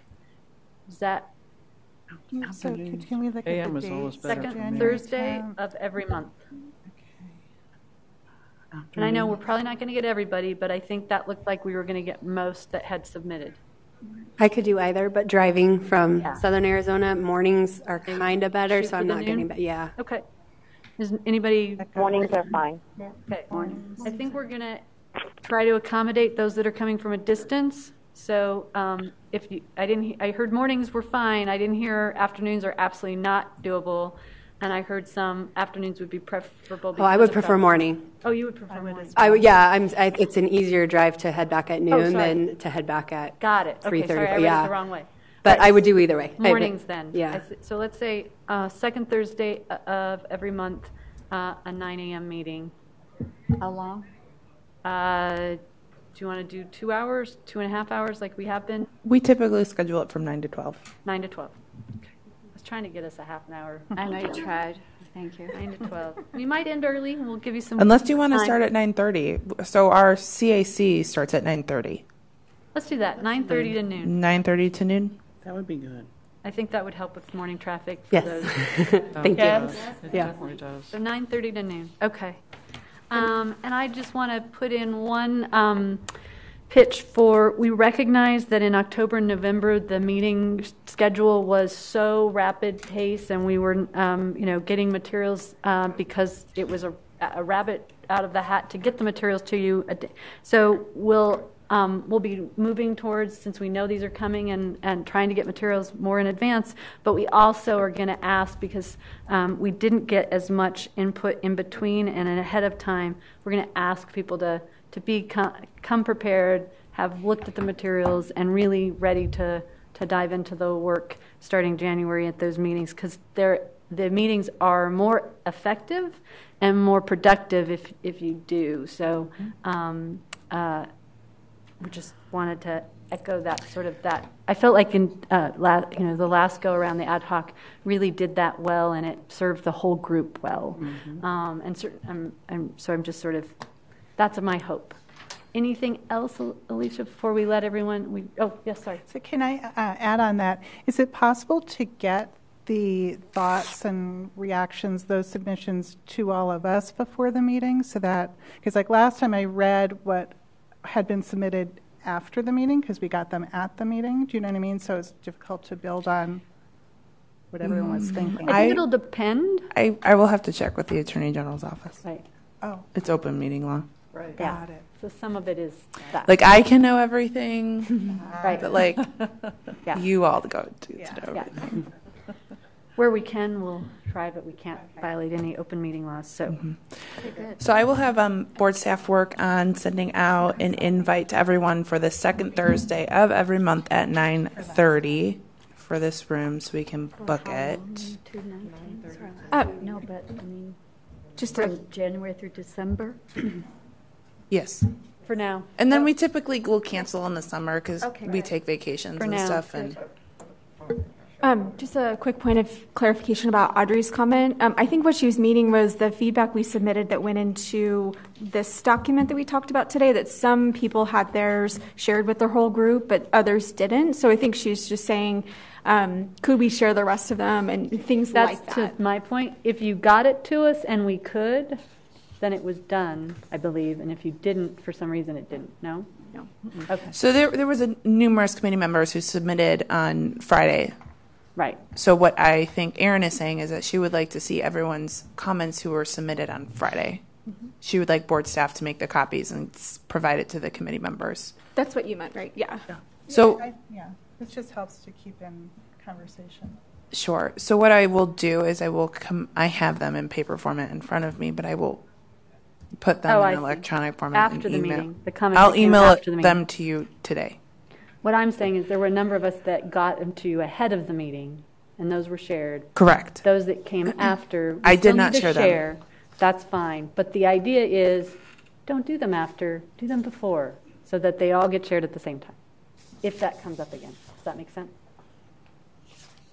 So, but I think what you just said to me and what I echoed was that we did submit before, and I don't think we got any today, did we? No, because that didn't get put out till yesterday. Yes. Right. Chair Clark, Member Ref, what Member Ref is saying is that the individuals of the committee who submitted prior to the last meeting on the 24th, those comments were given to the committee on the 24th. And then at the end of the 24th meeting, we made a comment that some committee members had yet to submit, and then they had until this next meeting to submit. Last week sometime, I sent an email to those committee members who I had yet to receive any feedback from, and I said, please submit your comments to me by Friday at noon. There were numerous individuals on the committee who submitted when I sent that email to Friday at noon, and what Member Ref and Member Hart are discussing is that they want to see those comments that were submitted. They impacted the report. I did not make copies for the committee members. So they want to see those comments that were received. Yep. That's absolutely fine. I'm just kind of saying, echoing to my point about, we want things earlier so that everyone's comments are at the same time, we're now accommodating for things that came and after. Actually, Kellen, can you just copy those and make copies? And if you want a copy of the ones we received for Friday, then just see Kellen and he'll give those to you. I think it will help with the fact that we've got the meetings scheduled once a month, and if the materials come sooner, I think it'll help. I think it'll help with that too. So I think all of those things will be real proactive for moving forward. I think that'll be good. Because, can I clarify, are we asking for those comments regularly between meetings? It will depend. Oh. That's what I'm saying. It'll depend. But we're going to be asking for you to review the next current version of this report, and we are asking for comments ahead of time so that we can share. If you don't supply them, then what happens is then they get brought up or shared after, and then it's too late. Yep. So I'm trying to correct what was already. Now, I don't want that to be the process by which we're now functioning. We made it work. We want to function. Things come ahead, and they're distributed ahead, so everyone has all comments ahead of time. Good idea. Yes. That's where I was going. Yes. And I just and wanna... when you submit comments ahead of time, it allows for me, like, I probably don't have to show you this, but here's everyone's comments. Like, my process is I have to go through everyone's comments. I have to find the common thread. Is everyone going to use the same language? No, but people are going to have the same topics, right? So I have to go through and find everyone's thread and do my part to ensure that the comments are captured in a correct format in the report ahead of time. And I'll just weigh in from an open meeting law perspective that when you send comments to Alicia, they have to go to Alicia, and we can't reply all, and nor can she then reply back and give us all the feedback, because we're breaking open meeting law. In essence, we're having a meeting online. Correct. Which was not posted, nobody could attend, you know the story. So Right. The goal is, and I'll just echo from Chairperson Clark, to get the stuff out sooner so we can review it in a meaningful way, get the feedback to Alicia for whatever item it is. There may or may not be feedback required, but to review your packet and all the information so that you can come prepared to bring meaningful remarks to the committee, and we can use our time wisely. Okay.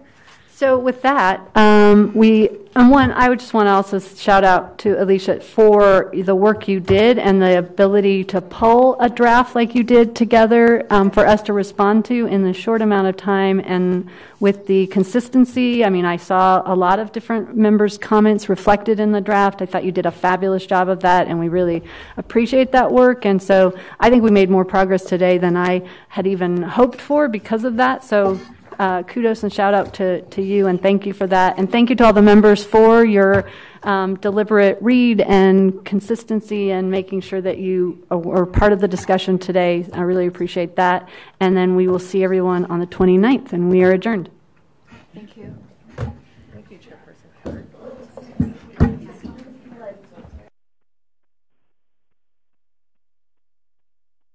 Everyone else has left the call.